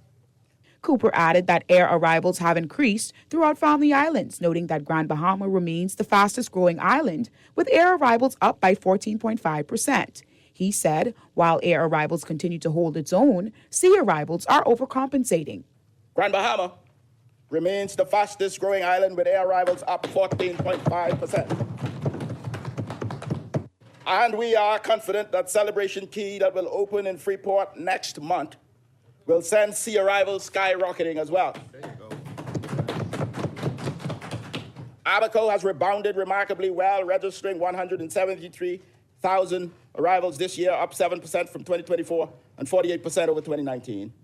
Abaco's air arrivals have grown 13.7% year over year, second only to Grand Bahama. This steady upward trend speaks to the growing appeal of our family island experiences and our deliberate push to diversify tourism, driving traffic to all of our 16 island destinations. He noted that the government is not turning a blind eye to possible global and geopolitical challenges. Cooper said the possibility of a U.S. recession in the second half is a factor that cannot be ignored. However, the minister added that the Bahamas' proximity to the United States gives the country a decided advantage to impromptu travel. Much of this can be attributed to the geopolitical issues triggered by the policies of our northern neighbors, including policies on travel bans and advisories that will disrupt travel to the Caribbean. Taxes and tariffs beyond our control will likely drive up cost of living and precipitate uncertainty. Much stricter and changing immigration laws will affect Caribbean nationals who may face challenges when traveling to outside of the USA, and that will cause them to stay put. The possibility of a U.S. recession in the second half of 2025 is also another very serious factor that we must stay alert to. Okay. Arsenai Roberts with that report there. If you thought you're hearing things, I think there was some repetition there. But hey, okay. So some bleak talk there. We were hearing Bahamar earlier in the week say that their projections for at least the summer were not as good as what they saw for the first part of the year, but they're hoping to rebound towards the end of the year. But also citing what's going on in the U.S. and other parts of the world with, well, that's accounting for the apprehension that a lot of travelers have, a lot of people concerned that the tariffs could impact the prices and prices in stores and a recession. You hear that horrible R word something there. we like to hear very often, particularly in the industry that we thrive on. Yeah, yeah. So let's get your reaction to it. Some positive things happening to launch, but some dark clouds in some I think spots. Our saving grace, obviously, as the minister mentioned, can be our proximity to the United States. We're very easily accessible for them. Mm-hmm. So even sometimes in some of the roughest times, we're still achievable, right? So maybe we're not as hard as other destinations that may be further away, right? So it's require a 2-week getaway. Exactly. You could just come for a couple of days and direct flights from yourself. Most major cities. So there's some benefits for us in terms of our resilience as things may turn down financially. Let's get your reaction to all of that, folks. Give us a call, 323-6232, 325-4316, 325-4259. Call us toll free, 242-300-5720. Tweet us, Facebook us, text us, 422-4796. Caller, good morning. You're on the air. Good morning to you, and good morning to you, Farrell. Good Alan Johnson. Morning. Hi, good morning. Hey, Goff, let me just say something. Resilience is, first you used to live on a loaf of bread, and then I gave you 3/4 loaf of bread, and you said, wow, resilient, he survived. And I gave you, you said, wow, that's resilience. And I gave you a 1/4 loaf of bread. Wow, that's resilience. I gave you a couple of slices. He's really resilient. That is not necessarily things to survive as opposed to grow and progress. And I hear we use it all the time. But Dwight, I want you to listen to what the minister said in light to the promised balanced budget. I want you to listen to what all of them said concerning these key micro and macro economic shocks that we could expect. And essentially, our leadership is declaring that they can see all the way a year in the future, while at the same time giving us wonderful linguistic contortionism, like Grand Bahama. Hey, Grand Bahama, you had 17 tourist visitors last year. This year, you could expect 20, a 15% growth. But I need 1,000. See, and this is why we don't get the information and data we have. But, you heard me talk about this strategic inflection point. And on your show, Dwight, for 5 years, I've kind of hinted at this whole concept that in 2025, why did I choose 2025? Because 2025 is the last year of the first quarter of the 21st century. 25 years has passed. Where are we in adopting and adapting? And so the problem is that we have to have a conversation, not on sustaining the economic models that we have. We have to determine a path to abandon these legacy models. Tourism is 60% of the economy. I think banking is another set. But at the same time, new environments are being created in the hospitality and tourism models. The cruise ships, great. We get some tax dollars, we get whatever. But right, do the extrapolation, 11 million tourists is equal to about 500,000 stopover visitors. So we say this amount dropped when it doesn't make economic sense because no one is providing clear directive on how we create value drivers moving into this more enhanced, more digital, more interconnected global environment. And so we're trying to find ways to simply sustain doing the same thing and then sit in shock that we got the same results. Yeah. We need real leadership to change this, please. Okay. All right. Thank you very much. Yeah, you also need a citizen base that can support and drive these major diversifications or changes in your economic model, right? So, I mean, education is everything, Dwight, right? I mean, we've generally educated for a service-based industry and country, right, from a national level. When you start, if you want to embrace technology, you have to be like, some of these other countries that they built that into their educational strategy 20, 30 years ago, right? Anticipating, heavily focusing on math and science and, and those type of disciplines and skills. We're not anywhere near that. We're still pushing pretty much the same curriculum and educational model we have for probably the last 25, 30 years, which is focused on generating, service-based, on a national level, service-based citizens and individuals, right? Opposed to technology or arithmetic-based, right? Which is so important for the transition that the world is going through right now. We're not ready for it. Well, you need a plan for that, right? Absolutely. There has to be a strategy. Development plan, and we've talked about that in the past. We say we are doing one now, but what do we see? I'm still very disappointed by that. I mean, I remember when it was all the rage. I don't know, it was like maybe 10, 12 years ago. I can't remember. It was a while ago now. It was. I mean, everybody came together. They put aside political differences. Great minds from across both aisles, from across different industries, were brought to the table. It was facilitated by the university. Well, I think it was College of the Bahamas at that time, which I think is possibly the right venue for it. It was just, it was just a great national effort that showed so much promise. Well, it's supposedly back, but it can't just be back. Right? I mean, it has to be the focus, right? It can't be sideburner back. Right. It has to be the center point. Yeah. Right. This texter says here, let me be abundantly clear. I support no political party. I'm just a student of business. Having said that, I hope that our Minister of Tourism now understands the dynamics of catalysts like the tariffs on the market.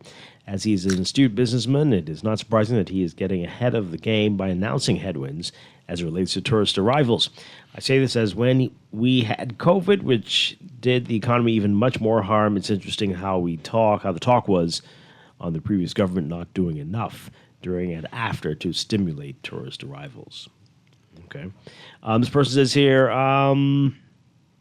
tourism is strange. Up to 1 month ago, they were strong with the message they were going to capitalize on the drop in travel to the U.S. It was strange because it was so short-sighted, because the predicted drop in travel internationally was not due to a single reason, and every single country would be hit simultaneously. Nevertheless, senior tourism official, one after the next, trotting out this message of how we could become not only immune to bad news everywhere, but profit from it. Beyond strange. Now, with airlines giving up the ghost this week, did they? I guess they see one airline. You're talking about one airline, one that was struggling? Come on. Anyway, can we start living outside the government's PR fever dream? The first step, stop the facade that we need to market more to draw people. Secondly, start doing exactly what the cruise lines in the port are doing, create our own.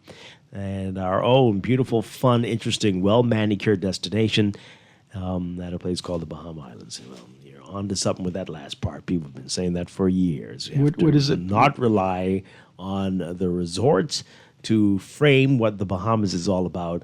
We have to make this place the most appealing, most attractive, most amazing destination for Bahamians as well. I mean, but you don't think the Ministry of Tourism, and I think they have some pretty good national or international campaigns promoting the Bahamas?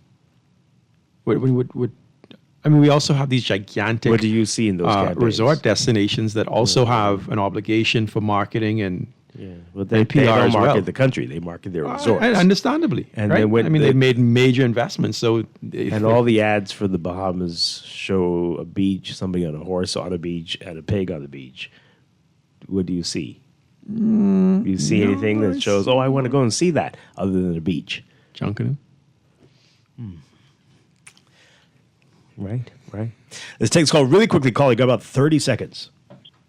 Yeah. Good morning, Dwight. Really quickly, Anton. Good morning, Golf. How y'all doing? Good morning.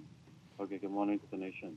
Alan sort of touched on it, the point that I continue to make, and let me expand on it, and let me add something in addition to what I heard Golf said, to challenge in the opposite direction of what you were suggesting, Golf. But first and foremost, our tourism plan, it is the number one driver of economic activity in this country. GDP in this country, it will continue to be for the foreseeable future. It's been that way for decades. It didn't just start last night. There's absolutely no excuse why we have not grown the tourism plan in the manner in which the country needs. And the needs is not limited to looking at a simple and a mere and a marginal year-over-year growth. That is the biggest problem with our tourism plan, and it creates a falsehood. It creates a comfort in the minds of those speaking the numbers that represents misrepresentation nationally. That's what it actually does. Secondly, the point that you were making, Goff, us being a service economy, look, my Goff, this country will never not be anything but a primarily driven service economy. I don't think you can say based on that. the structure and makeup of our economy. That is it. That is all. We cannot move towards a manufacturing driven economy. We can strengthen our agricultural base where we do a better job of feeding ourselves. We can strengthen our financial services sector. We can strengthen our real estate and our construction sector. Definitely we need to strengthen our tourism sector, our tourism plan. The United States, the biggest economy on the planet, is a service-based economy. They have also managed to move on to over to IT successfully, right? And the information technology industry successfully, right? We can do that. However, our biggest service driver is tourism. There is nothing wrong with the Bahamas right now why we cannot seek to move towards doubling our inventory in this country and moving towards where the country needs tourism to perform in order to get us where we need to be economically. Any other conversation, Goff, is a falsehood. Thank you for the opportunity. Okay. Well, I don't think you will have to Always, but You I weren't do believe for the always foreseeable. that. But for the foreseeable future, Dwight, that is our backbone. You'd be shocked how quickly things could change. Some discoveries made, you'd be shocked. So I don't say never say never say that No, we've no, stuck I- here. I mean, we haven't been here but all that long. It's something that we were blessed with, so I think it's Yeah. in our best interest to utilize it as long as possible. What comes next could be a blessing as well. Boy. But you have to be ready for it. You have to be ready for it, and that's what you were saying, right? You have the plan for you it. have It's- to be ready. You can't. It won't. The transition wouldn't happen overnight. There are many things we could be doing. Okay, we got to take a break. This is Morning Blend on Guardian Radio 96.9. Stay with us. Shopping is a thing. Go Miami for 2 days, come back talking with slang. See, I's a Bahamian, I come with a price. You say you want my vote, better treat me right. Them Apaco Conky Joe, oh how I love them so they know. Yes, how Bahamian go. Yeah, they know. How my people go. Hurricane season is here. BPL reminds you to prepare early. Stock up on essentials like water, non-perishable food, batteries, and medications for at least 2 weeks. Don't forget to charge your devices and secure important documents. Preparation now means peace of mind later. For more tips, www.bplco.com. With RBC, your idea of loving every journey happens now. Free up cash with affordable auto financing from RBC. With competitive rates and no bank fees, it's the perfect time to make every journey something special. Apply now to pre-qualify in 60 seconds at rbc.com/autoloan to shop with confidence. Conditions apply. RBC, your idea of loving your journey happens here. Planning for retirement can be overwhelming, but with CFAL, it doesn't have to be. We offer tailor-made individual, group, and pension solutions that take the guesswork out of retirement planning. Whether it's for you or your company, don't leave your future to chance and let the trusted hands of CFAL's experts guide you toward peace of mind and financial stability. Low upfront costs and affordable monthly payments make it easy for you to build wealth so you can live well. Visit us at cfal.com to start on your path toward financial freedom. CFAL, growing wealth for future generations. Fly away with me through the Bahama Keys. Tired of the hustle and bustle of Nassau? Fly away to the Family Islands with our fly-free offer for Bahamian residents. Stay at any of our hotels for 2 nights and get a round-trip ticket for free. Visit BahamasResidence.com for details. My Bahama land, yes, my country. Come fly away with me. Calling all beer lovers. Get ready for Portside Pints. Join us on Saturday, June the 21st from 1 p.m. to 9 p.m. at Nassau Cruise Port to sample beers from with live music and amazing Bahamian food. $10 general admission includes a free Portside Pints beer mug, or take it up a notch and check out our exclusive VIP lounge. That's the Portside Pints Beer Festival, June 21st at Nassau Cruise Port. Don't miss it. Visit Facebook or Instagram for details. At Cleveland Clinic, care is everything. So when your primary purpose is to care for the world, you'd start with your community until you're accessible anywhere. You make complexities your specialties and put compassion before anything else, all to redefine what's possible. For everyone, everywhere. For every care in the world. Cleveland Clinic.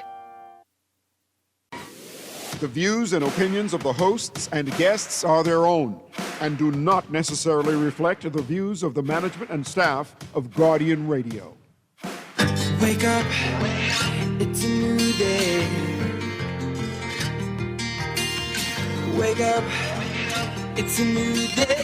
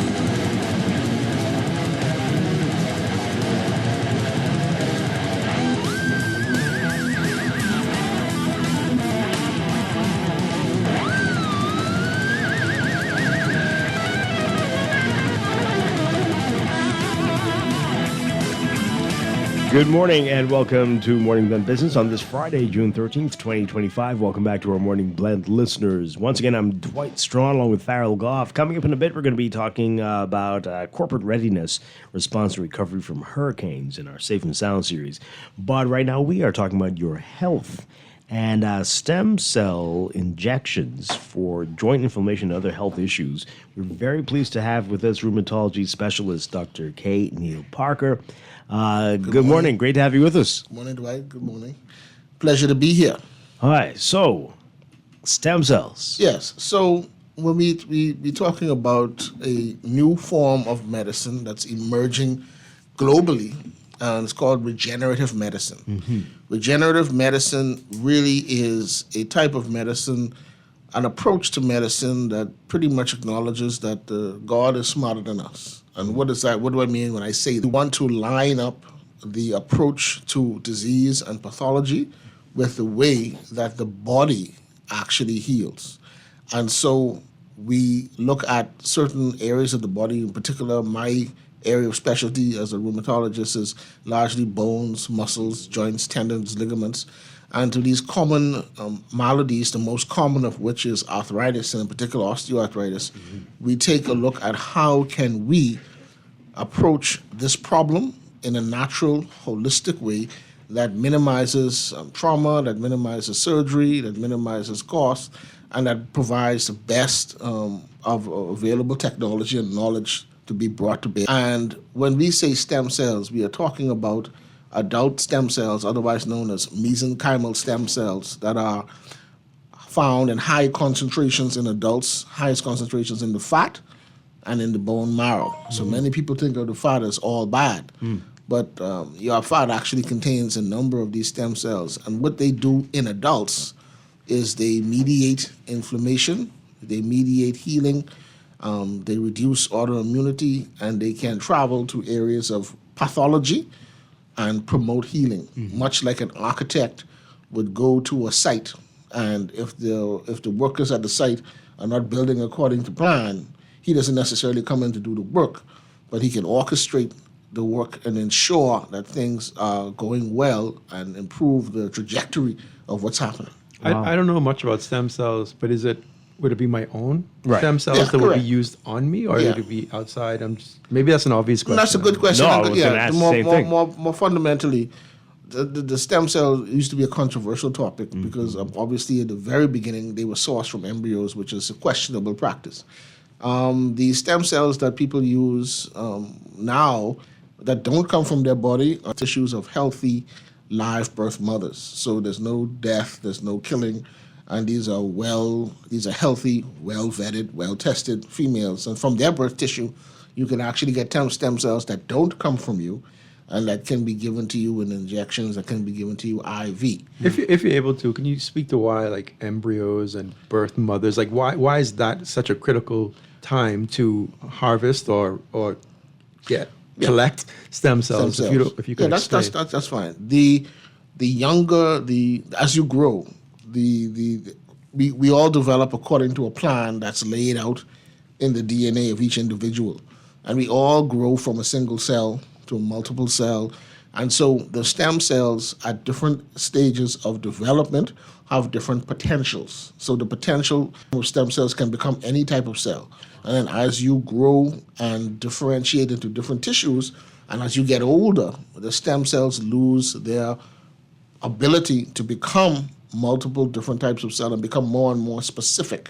And so the earlier you harvest the cell, the greater the potential for growth to the cell. That is fascinating. So getting back to the adults, so if you do have osteoarthritis, why would you use your own? Well, exactly. Now, with stem cells, with any cell, there's self and there's non-self. If you're using self, your own cells are not going to trigger a potential immune reaction. So it's a very safe way of moderating healing, of augmenting healing, of modifying a disease process. And the risk is the body rejecting it otherwise. Well, there's no risk of that because correct. Yes. Non-self. Exactly. So you mitigate that risk of infection, you mitigate that risk of rejection ultimately, and the body's own healing mechanism. It is essentially a type of biohack. And what do I mean by that? The tissues in the body, the musculoskeletal system, tendons, ligaments, bones, largely perform a structural and a mechanical role in the body, maintaining our shape, the way we sit up, the way we move.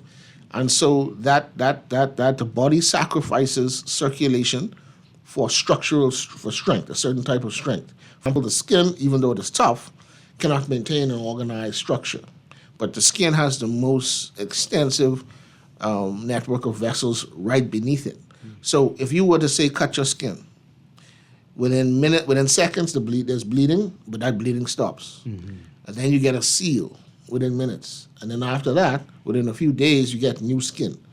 That rapid healing that you will get even into old age is facilitated by the level of circulation and the ability of the body to marshal virtually whatever resources are necessary to effect that healing in the shortest period of time to that area. So you would get healing at that level. Wow. All right, so I know we're going to focus on joint inflammation and rheumatology, but can stem cells be used for anything, or is there some stuff that it just won't work for? Well, at this point, the use of stem cells it's a new science, and so there would be experiments with stem cells for virtually every particular malady to see if you will get effectiveness. Have there been what I'm familiar with, certainly in terms of my area, musculoskeletal symptoms, we certainly are able to modify disease pathways and treat, and we can heal tendons, we can reduce pain and osteoarthritis, slow the joint degeneration. But to say the danger would be overclaiming at this point. At this level, at this stage in the game, the immune system, which really goes hand in hand with the stem cells, is becoming a primary mode of modifying and improving health. Okay. So from cardiovascular to oncology, we are now harnessing the immune system to treat conditions, because we know that that's how the body treats conditions. And so it's really a matter of looking at the body, looking at how the body works, and seeing how the body solves its problems. So I remember when I was younger, regardless of how long I was sitting down, I could pop up and just go. Now, I could be sitting down 15 minutes, I get up, I can't stretch straight. It's like, what's going on? Something like that could be addressed, or is it for deeper issues? What you're describing is a common phenomenon called gelling. Unfortunately, as we were saying with the tissues, the joint tissue, they're very strong, the musculoskeletal system tends to be very strong, but the level of circulation doesn't facilitate the amount of healing that is necessary to give you complete resolution of these problems. So with time, you get the degradation of your system. All of us are sitting here, and the beards are black to varying degrees, because over time we simply the tissue breaks down. You buy a car and you have to service it, because everything that's physical or mechanical has a susceptible to environmental stresses and use and overuse. And so what we acknowledge is that if we understand that the body carries a certain amount of wear and tear, and that ultimately things are going to break down. And what we try to do then is, what we're doing with regenerative medicine in particular, is we're restoring complete health and healing where it's reasonable, and when the disease has not gone too far, and then where conditions are not favorable to healing. For example, in osteoarthritis, we cannot really regrow cartilage yet. But what you're able to do is reduce the inflammation inside the joint, which reduces the pain, which allows for improved function. And then combined with things like physiotherapy or shockwave, you can actually improve the function of the joint, so you can restore quality of life. So many questions. Okay, so we were talking about arthritis, talking about older people, but what about athletes, younger athletes? Can that in those scenarios? Absolutely. The anytime there's injury, you can apply these principles. Basically, the younger a patient is, the greater their potential to heal.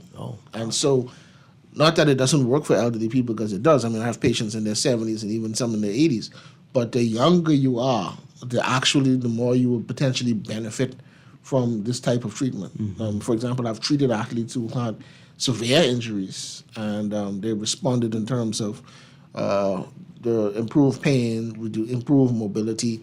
So basically, it's to your advantage to pursue this type of treatment if you're young, because you can bridge your youth and your own capacity to heal to actually augment the technique. And is it get a outpatient? better result. Is it outpatient, or completely? These methods are completely outpatient. They're in Office procedures take anywhere from 60 to 90 minutes, sometimes up to 3 hours, just because of the various different steps.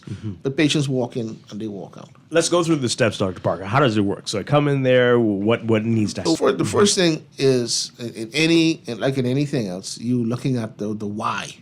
So we would evaluate you, we would sit down, have a discussion, form an examination to determine what the condition, what the problem is, and what are the best and the various different approaches to manage that problem. And like in everything else, you don't use a hammer or you only cutter approach. So with a good history and a good exam, I may say to a patient, depending on the problem, you may just need some physiotherapy. You know what? And if it's very mild, I may say to a patient, you just need some time. Let's give this 6 weeks and see what, exactly, 6 weeks and see what happens. If we are talking about now osteoarthritis, which can affect young people, and quite frankly, it's better for you to see it, to treat it early than to wait for it to be late, to wait for it to progress to a late stage. We do some x-rays, and then we can evaluate you. And then after we've made a determination that, say, you have osteoarthritis, you're having chronic pain, and it's affecting your quality of life, your function, and you would want to do something about it, and we determine that we're going to pursue a regenerative medicine option, we make a determination about what we would use. Now, we have multiple options. We have options like we can use shock waves.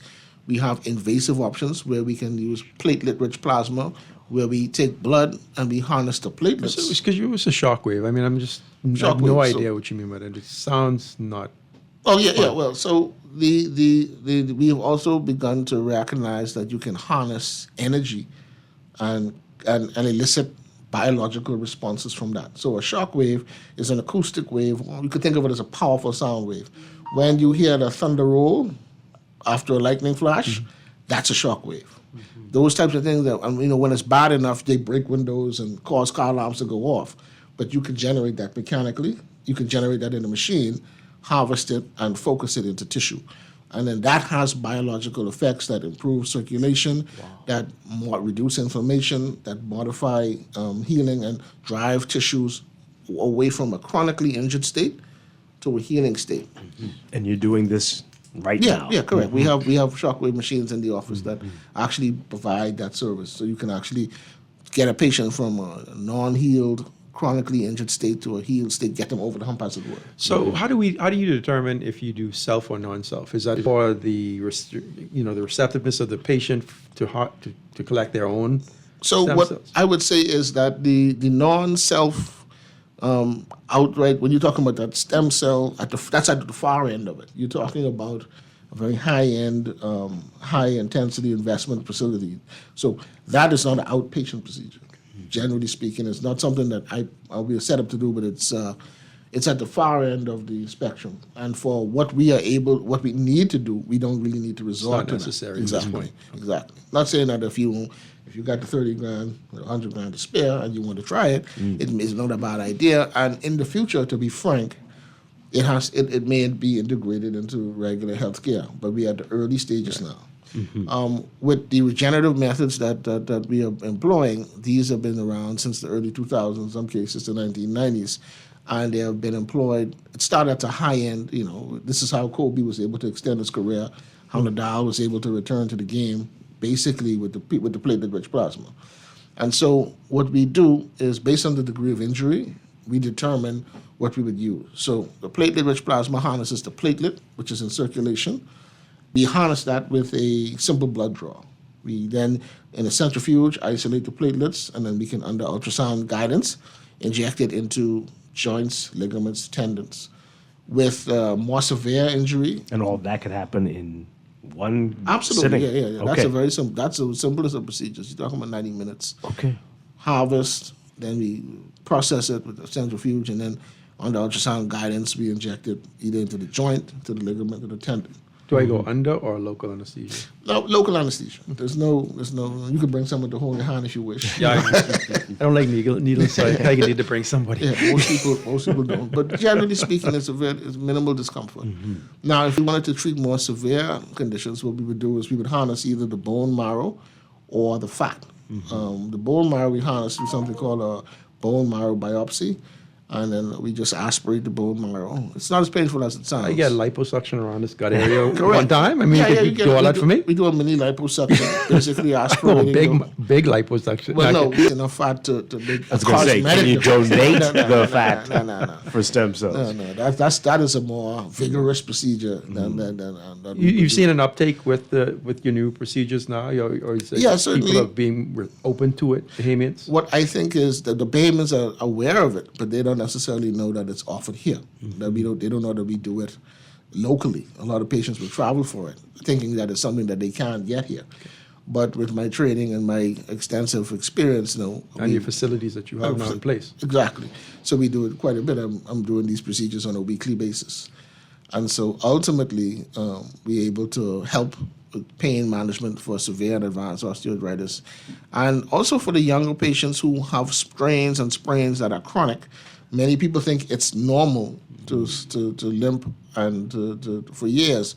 And what will happen, if you have a joint that is damaged or compromised by, say, a torn ligament or a strain or sprained ligament, that's going to facilitate pathological movement of that joint. And then that joint is going to gradually break down over time. Wow. And then what you're going to get is an accelerated deterioration. And you end up with a very arthritic joint where had you tended to it years before, you restore the biomechanics, you reduce the pathological movement, and you go jolly happily on your way. Wow. So with the bone marrow and the fat that you're talking about, that again could happen in a matter of hours, or would that take? A bone marrow biopsy is a relatively simple procedure when you know what you're doing. As is a mini liposuction, we're basically going to anesthetize the area. We're going to introduce a special device under the skin, and then we're going to under suction remove our fat, and we process that and return it to the joint. So basically, it's a biohack. Wow. How soon before you start to feel or see the results, and how many procedures do you need to have? It's a good question. It really depends on in terms of how soon, because you're dealing with a biological procedure, and you're dealing with a biological process. It's not like a drug. You're not going to snap your fingers. It's not going to be like taking a Panadol or a Motrin night and day. So it takes about 4 to 6 weeks before patients start to really feel any difference. Maximal effect. Wow. And then the benefit, depending on what we use and depending on what we use it for, you talk for platelet-rich plasma, you're talking about anywhere from 6 months to 2 years of pain relief if it's osteoarthritis. For the stem cell treatment, you're talking about anywhere from 2 to 5 years, even 2 to 7 years of pain relief for osteoarthritis. With one treatment? Yeah, with a single course of treatments. Okay. Usually, for the PRP, if it's severe, you may have to do 1 to 2 injections. With the stem cell, I usually combine it with the PRP, so it's a one-shot deal. Yeah. However, given the fact that osteoarthritis is chronic, and we cannot say that tell patients we're regrowing cartilage, because that's not what's happening. We know that with time, the joint pain will return. So what we usually offer is a booster shot of PRP, which is the least invasive of the patients, and maintain them. So just once a year? Yeah, annually, basically. Yeah. Wow. Can this help people with rheumatoid arthritis? With rheumatoid arthritis, that's a more complicated question. Yeah. The reason is, with rheumatoid arthritis, the ultimate pathology is a dysfunction of the immune system. So even though it manifests largely as an arthritis, it's really a systemic process of inflammation. The immune system is attacking the lining of the joints. And so if you have completely controlled rheumatoid arthritis, and your immune system isn't active, but you have an arthritic joint, an osteoarthritic joint that's painful, then yes. But not as a treatment for active rheumatoid arthritis, more of a treatment for secondary osteoarthritis in a patient with rheumatoid arthritis, provided that the inflammation isn't very active. Yeah. You mentioned some big names before, Kobe, Nadal. We know that when we thought initially of stem cells, rich people, millionaires, billionaires. How much are these procedures? Can regular folks in pain afford this? Well, the procedures are certainly the cost is reasonable. You're talking about several hundred to a few $1,000s, depending on exactly what you're doing. But relative to the cost of a joint replacement or even a joint surgery is going to come down to less than the copay. Or living with that discomfort. Or living with that discomfort. What I tell Without paying patients for a couple of years, that's good stuff. Correct. Ultimately, what you're doing is you're investing in your own well-being. Mm-hmm. And so that really, what is the price of being able to sleep at night? With general private insurance plans, or are they... No, that's a good question. At this point, insurance is not in the business of adding procedures to Not easily, not quickly. Yeah, that tide seems to be going the other way. Oh boy. So unfortunately, the model really is not. Insurance model is more steroids, surgery type of thing. They're not really responsive or adaptive to the latest. But like you say, it's new, so hopefully in time, and doctors lobbying and healthcare professionals lobbying for it, I imagine that it's something we could see. No, I'm not saying it's future. impossible. I would think that when you have, certainly with the PRP, because the PRP is the stem cell is the progenitor, or the PRP seems to have come after, but the PRP is building so much momentum. I wouldn't be surprised if at some point that is where the bow breaks, as it were. Usually you get the demand in the first world, and then that changes everything. So ultimately, I think that what I would say is this: the initial quote unquote knock was that the research doesn't support it, blah blah. But there's such a plethora of anyone could go online now and look at. If you just type in PRP for knee osteoarthritis and you go and you start looking at trials and studies, you're going to find some negative studies, but mostly positive studies. Oh. The consensus now is that it works. Mm-hmm. So the basis for non-coverage by insurance cannot be that it doesn't work. In my opinion, no patient should go for any type of surgery before they try orthobiotic. Wow. Can you donate your own stem cells or platelets, or can you bank your own? Is there a shelf life period? Well, with this, the beauty of the beauty of the treatments, it's basically all your material, and so it's a same day issue. We're taking live tissue from you, and we're giving it right back to you. Okay. So for what I do, no, we don't bank. Now you can bank your stem cells. That service does exist where you could freeze and bank, but that's a whole different service. I'm not saying I'm not advising against it. I'm just saying that is something that is a kind of cutting edge thing now that people are doing. Yeah. But I don't do that. Okay. But it can be done. Mm-hmm. It can be done. And people are donating. Correct. People are doing it. Interesting. Wow. So where can people find you, Dr. Parker? Well, I practice at Palmdale, out of Palmdale Medical. That's on Palmdale Avenue and Patton Street. The telephone number is 601-3492. Cell phone number for the practice 822-4325. And you can find me on Facebook, Arthritis and Rheumatology Care, Bahamas.com, as well as Arthritis and Rheumatology Care on Facebook. Okay, this is great information. Yeah, this is have fascinating. You back to talk more about this, Dr. K. Neil Parker. Thank you so much. Stem cells have come a long way. Well, the stem cells have come home. Yeah, it's a reality, and it's available for people who are interested. Yeah. Wow. Thank you. Wow. Great stuff. Great stuff. Keep up the good work. And thank you for sharing the information with us. Appreciate it. All right, we're going to take a break and be back with more. This is Morning Blend Business on Guardian Radio 96.9. Stay with us.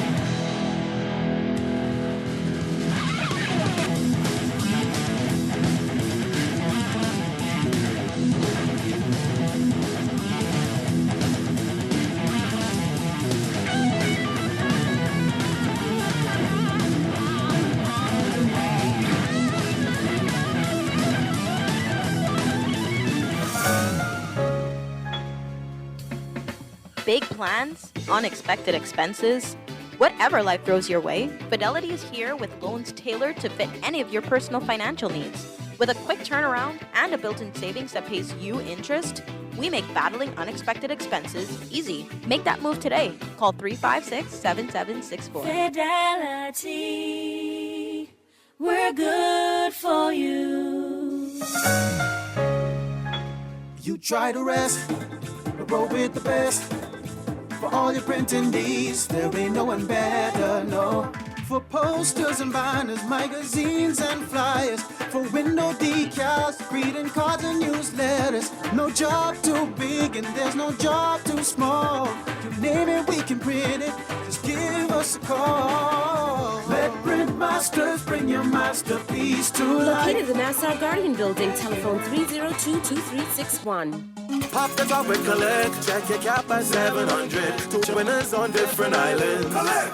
Pop the top and collect. Check your cap at 700. You could win free bears, take a sip and collect merchandise. Mother said, I pop mine at Mariga. I pop mine at Comedy Look. Win free bears at check your cap. When you go Grand Bahama. Collect. Pop the top and collect. Check your cap at 700. You could win free bears, take a sip and collect merchandise. Mother said, drink responsibly, boy. At CFAL, we understand that a secure future is the greatest gift you can give your employees. That's why our tailor-made group pension solutions are designed to fit the needs of both large and small companies. With CFAL, you can provide the retirement you and your employees deserve, ensuring peace of mind and financial stability for years to come. Join the many businesses that have already entrusted CFAL to create the right pension plan for their employees, and let us help you build a brighter future for your team. Visit us at cfal.com to get started on building wealth so you can live well. CFAL, growing wealth for future generations. It's time to upgrade the way you enjoy at-home entertainment. Alive Fiber is here. Enjoy all your favorite channels and streaming apps, all at lightning-fast internet speeds with affordable bundles, and it's only a click away. Visit www.alivefiber.com to sign up now. Stay connected, live your life.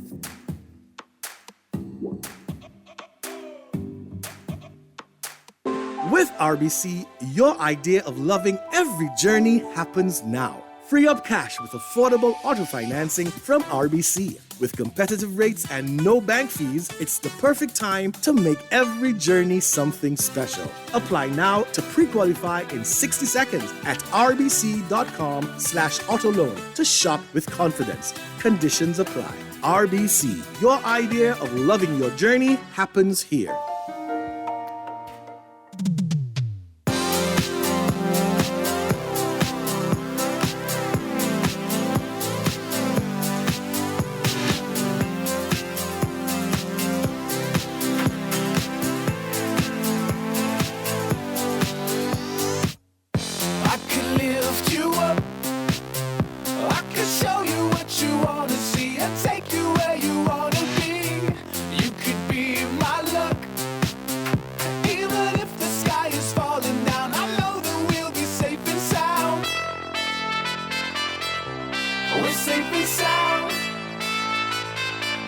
We are back with Morning Men Business on Guardian Radio 96.9. It's our monthly Safe and Sound series. We are Dwight Strachan, by the way. Farrell Goff had to leave us. He'll be back in a few weeks. And it is always a pleasure to have Gamal Nuri with Preventative Measures with us.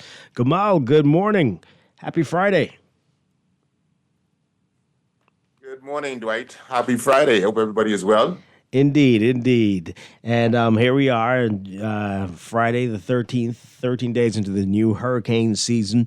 And too late to be thinking about corporate readiness, response, and recovery. Should folks already have their plan in place, or is it never too late? It's never too late, Dwight. You know, when I speak about this, I always advocate that hurricane preparedness and readiness should be a year-round type of activity. So certainly, it's not too late to have something like this reviewed and updated accordingly. Okay. And like you said, we're 13 days in. So we have another, my math is not that good, but certainly it's about 100 and another left in the season, so we have time to work it out. Well, definitely 5.5 months. So yeah. Okay. So that's what we're talking about today, from risk to resilience, corporate readiness, response, and recovery for hurricanes. And I always ask you this: from what you see at preventative measures, what percentage of the companies out there think like this and are ready, are putting together their plans and know what to do if we're facing a storm?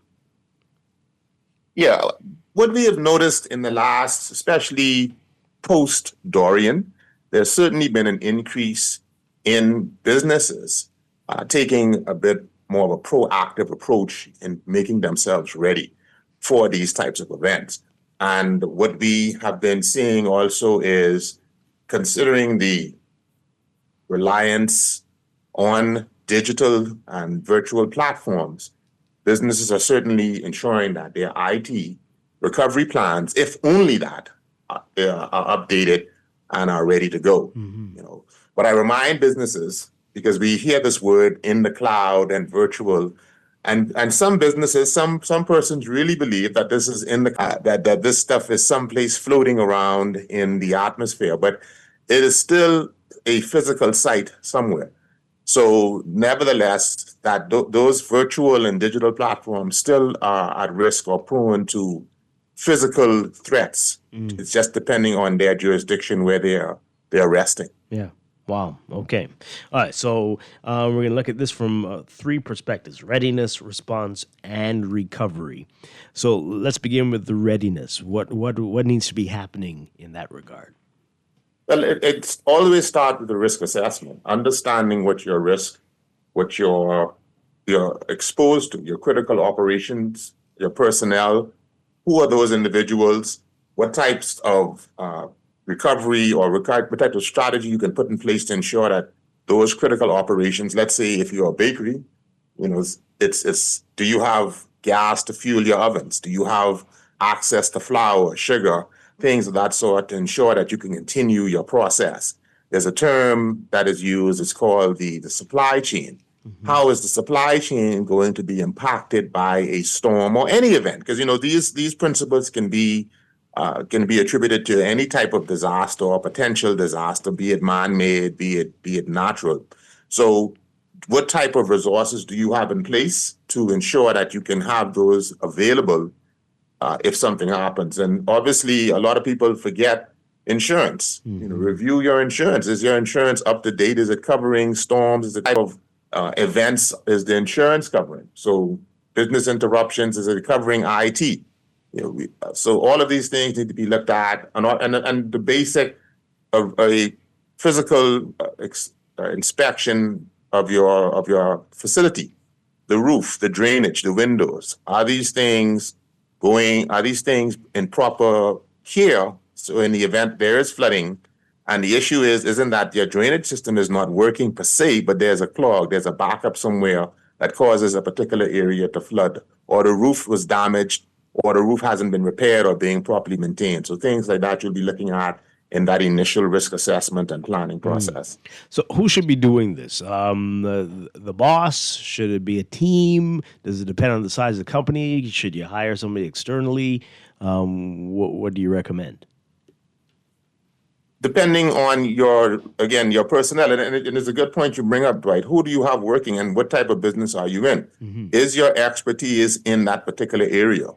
So you may be, for example, let's use a construction company, a construction company. So clearly, it's a reasonable assumption to think that from a physical perspective, that company would be able to manage that aspect of it. But from a IT or cyber perspective, that expertise may not lay in-house. So again, it depends on the industry that you're in. It depends on your business and your business acumen, that you can determine what do I need to, what can I keep inside, or what do I need to outsource?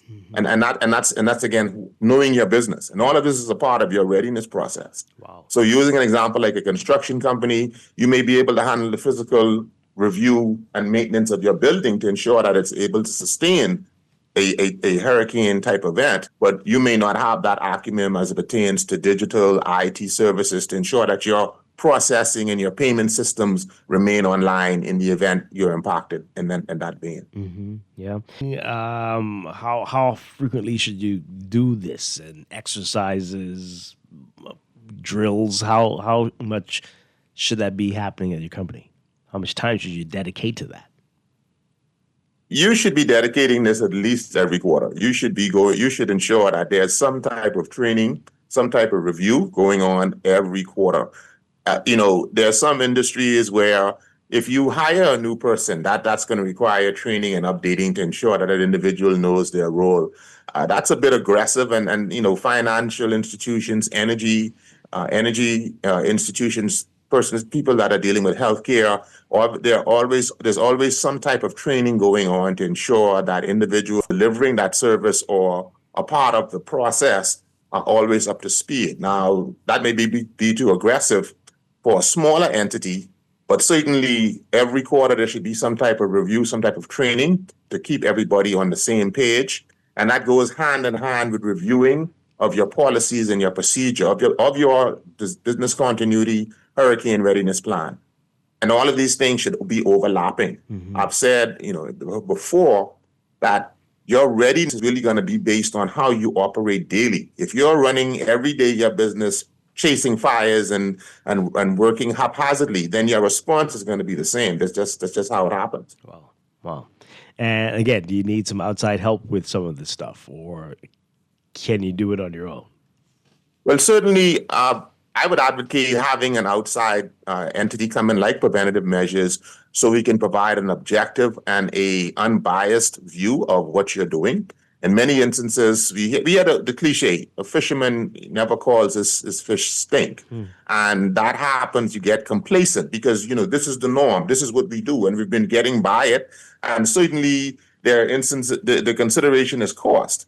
We're getting by operating in this particular method or this particular approach, but it may not be the best way or the most efficient way for you to deliver that service. So certainly an outside set of eyes looking in, unbiased, more objective, certainly would add value in your ability to ensure that your plans and your recovery strategies, your response strategies are up to speed. Yeah.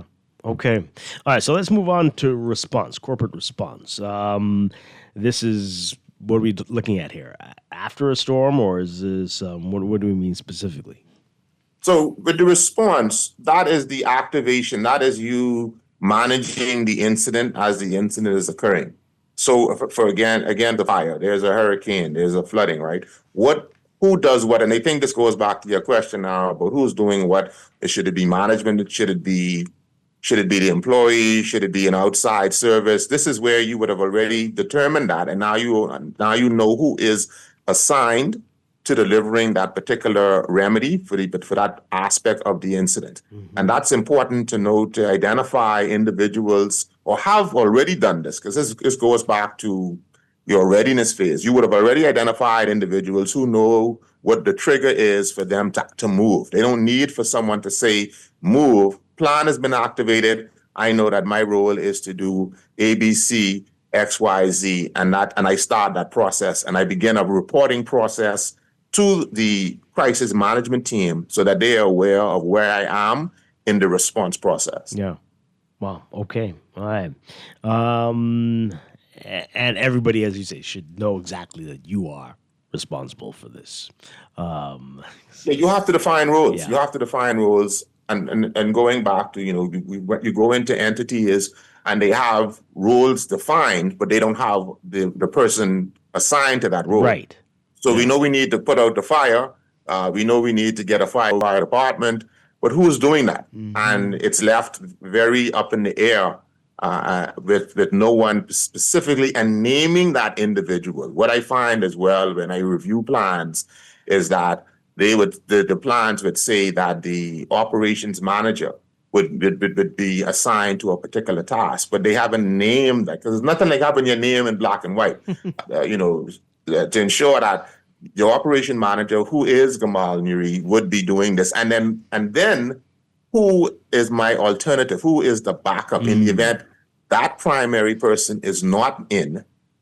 is not available for whatever reason, or perhaps was injured in the incident, then we know that the next person is Dwight. We know that Dwight now needs to step in, and he knows that, so that there's no question of, well, who's going to do it and what they're going to do. No, they already know what the tasks are, and we've called them by name, and we put that name in the plan, so there's no ambiguity in regards to what and who should be doing it. Yeah. Okay, excellent. All right, so the third phase, recovery. Let's talk about that.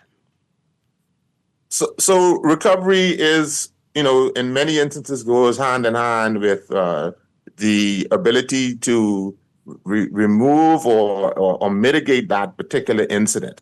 That happens to clients because recovery, they forget that recovery means we need to resume services, and that goes hand in hand. You have to be able to ensure that you're restoring services. You have the supporting staff. You're learning from experience to build long-term resilience, and that is, in many instances, it's an assumed role where businesses have not defined what stages of recovery that they're in, because just to say that you have recovered, but you haven't really recovered full services. You've turned the power on. Is that recovery? Or is the power on now that can turn on your processing, get your processing plant back up in play? And so the processing plant is back up in play. However, the trucks that you need to get that product out are not in place. So where are you in this recovery process? How well defined is it? And that's done by ensuring that you have stages to recovery. So should you have a plan? Just think about it since you mentioned that.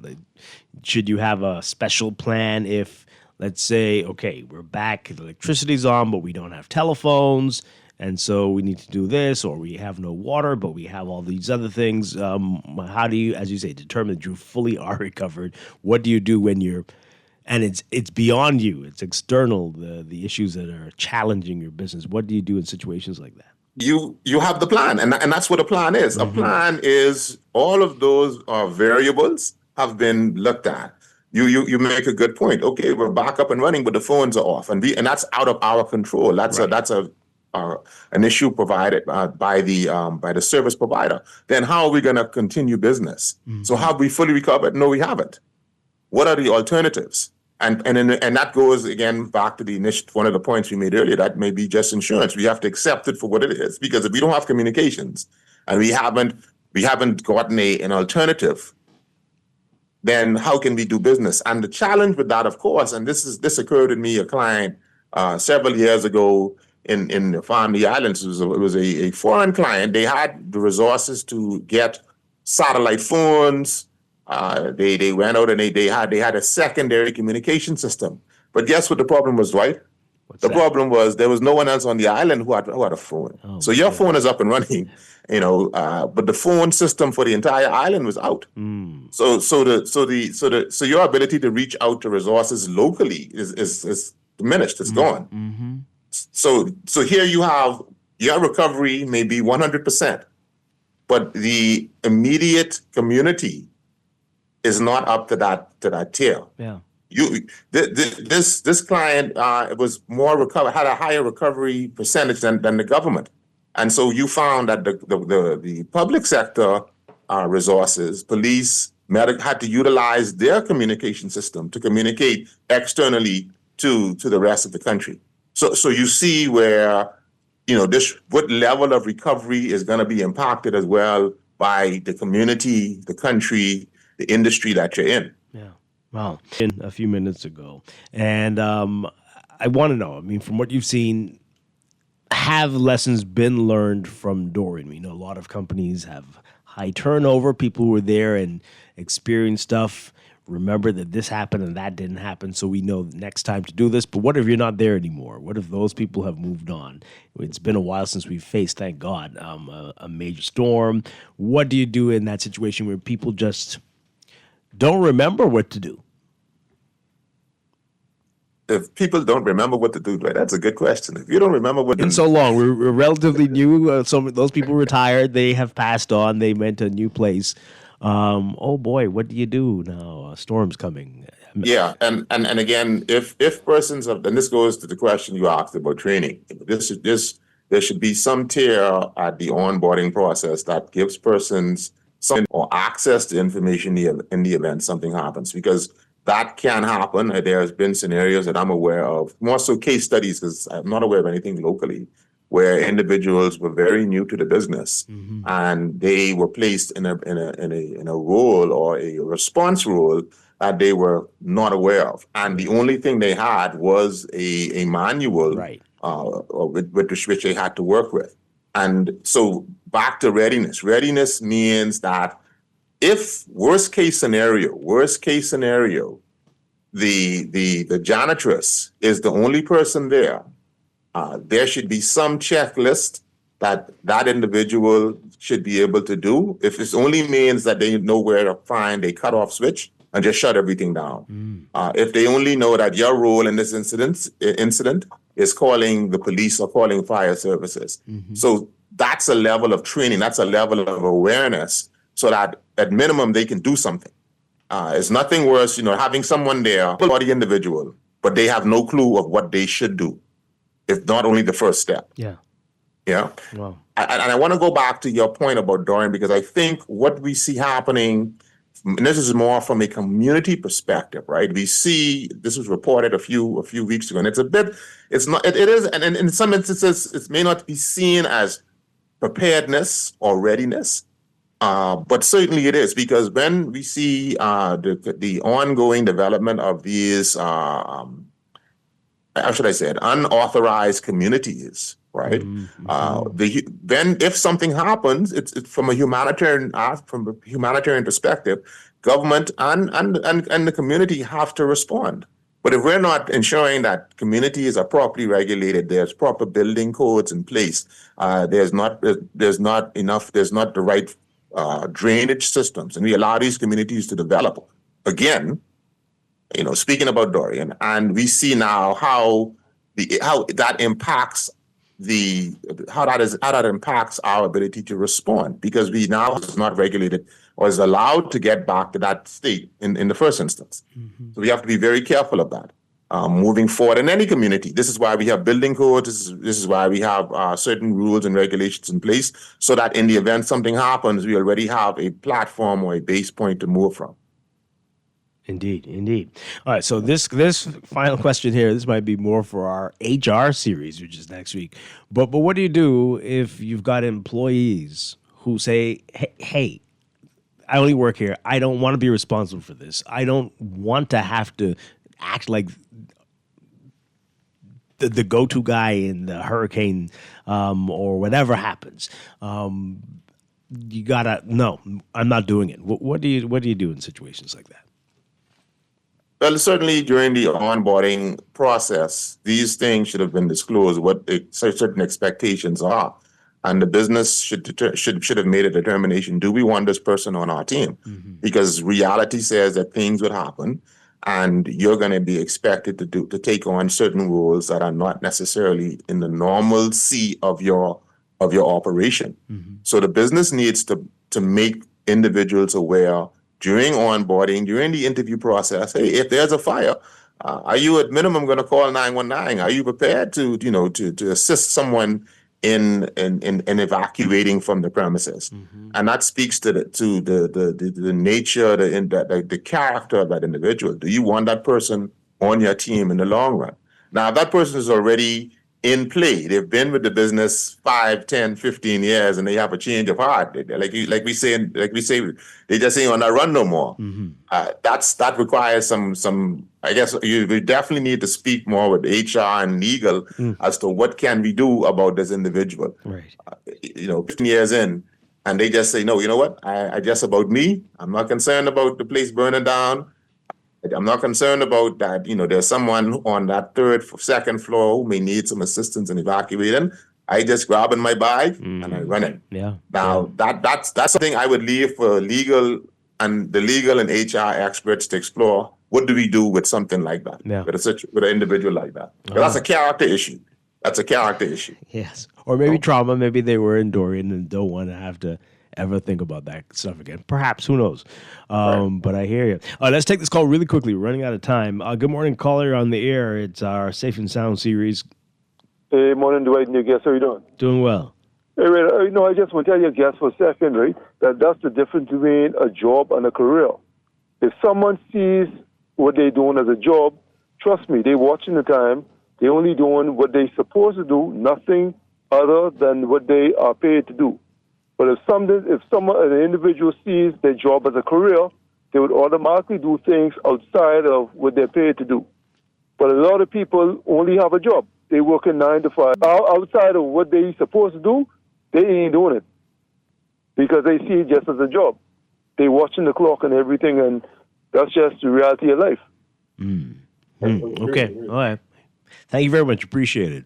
Well, as Gamal said, things change sometimes, so you never know. But hey, Gamal, how can people reach you if they do want the professionals to come and take a look at their plan and make those assessments you mentioned? Yes, Preventative Measures is on all of the social media platforms. We're on X, we're on LinkedIn, we're on Facebook, we are on Instagram. You can reach us at 242-357-9949. And you can also reach out to me on all of those platforms, Gamal Nuri, Gamal Nuri. I'm on Facebook, LinkedIn, and the other social media platforms. So let's continue to be ready. And readiness is a year-long process. Hopefully we don't have to respond, but let's always be ready. We don't know when the incident, be it hurricane, flooding, fire, is going to occur. So let's continue to be in a state of readiness. Absolutely. Always great advice. Thank you so much. Gamal Nuri with the Preventative Measures. Appreciate you. Have a great weekend. Happy Father's Day to you. Thank you. Same to you, Dwight. Thank you. We're going to take a quick break and be back to wrap things up. This is Morning Blend Business on Guardian Radio.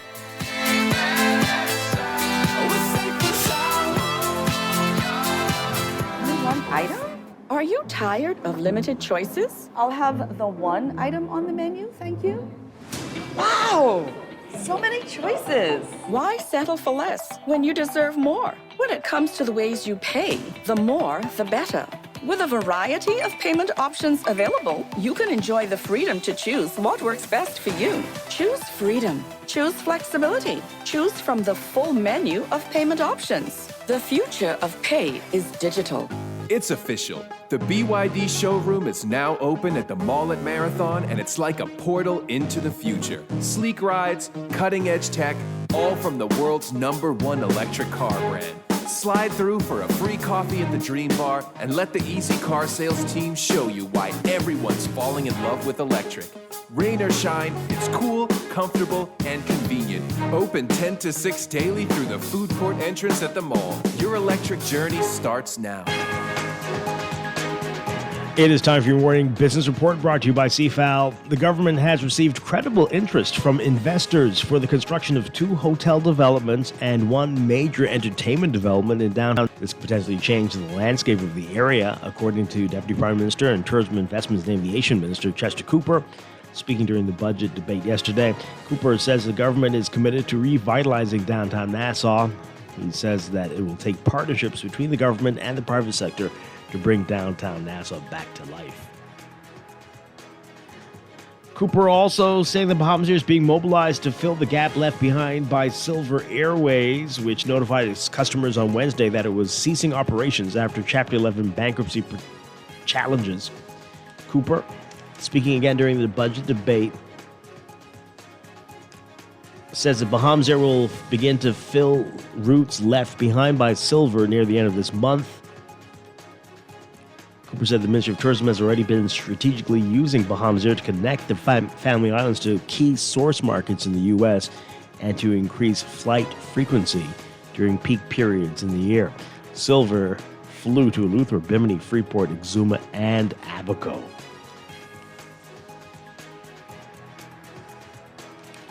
And Agriculture Marine Resources Minister Jomo Campbell saying that the government will put urban farms in as many constituencies across the country that it can in an effort to capitalize on the $10 million budget increase his ministry will be receiving for the upcoming fiscal year. The budget of the Ministry of Agriculture and Marine Resources is being expanded by $10 million from $25 to $35 million in an effort to enhance food security and agricultural efforts. Prime Minister Philip Davis says that his government is increasing support to funding the overall agriculture budget from $25 to $35 million. So the ministry is encouraging Bahamians to buy local products and is exploring the creation of community food hubs and urban farms to increase local production. It's aiming to distribute farming kits and partner with organizations like the Agricultural Development Organization and Royal Caribbean. Overseas, oil prices are leaping and stocks are falling on worries that Israel's attack on Iranian nuclear and military targets could escalate further and damage the flow of crude around the world, along with the global economy.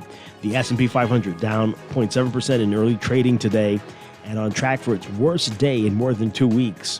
The Dow Jones Industrial Average was down 423 points, or 1%, and the Nasdaq Composite was down 0.8%. The price of a barrel of benchmark U.S. crude jumped 7.3%. Iran is one of the world's largest oil producers. In your Market Watch, recapping trading on the BISX from Thursday, market movers. Back at the Bahamas, moving 500 shares, closing unchanged at $4.53. Consolidated Water down 2 cents, closing at 5. Emir Incorporated up 6 cents, closing at $10.92.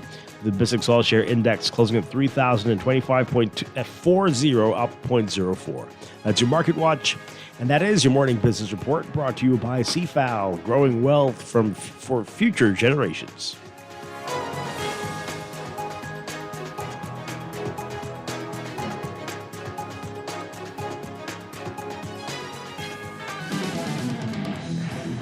And as we go, just want to read this text really quickly. This is really important about what we were talking about just now with Gamal Nuri. So this texter says, just like the military, if an organization requires an individual to put the organization's hurricane safety before their personal concerns, the organization needs to ensure that the needs of the individual's family and property have been addressed. Anything else is mitigated mental torture. That is a really good point, and I don't know how many companies are thinking like that, but great contribution there. Thank you so much. Thank you to everybody who was part of the show this week, all of my co-hosts. Thank you to my producers. And everybody, happy Father's Day. Have a great, safe weekend. Stay tuned for On the Clock with Aaron Green coming up next.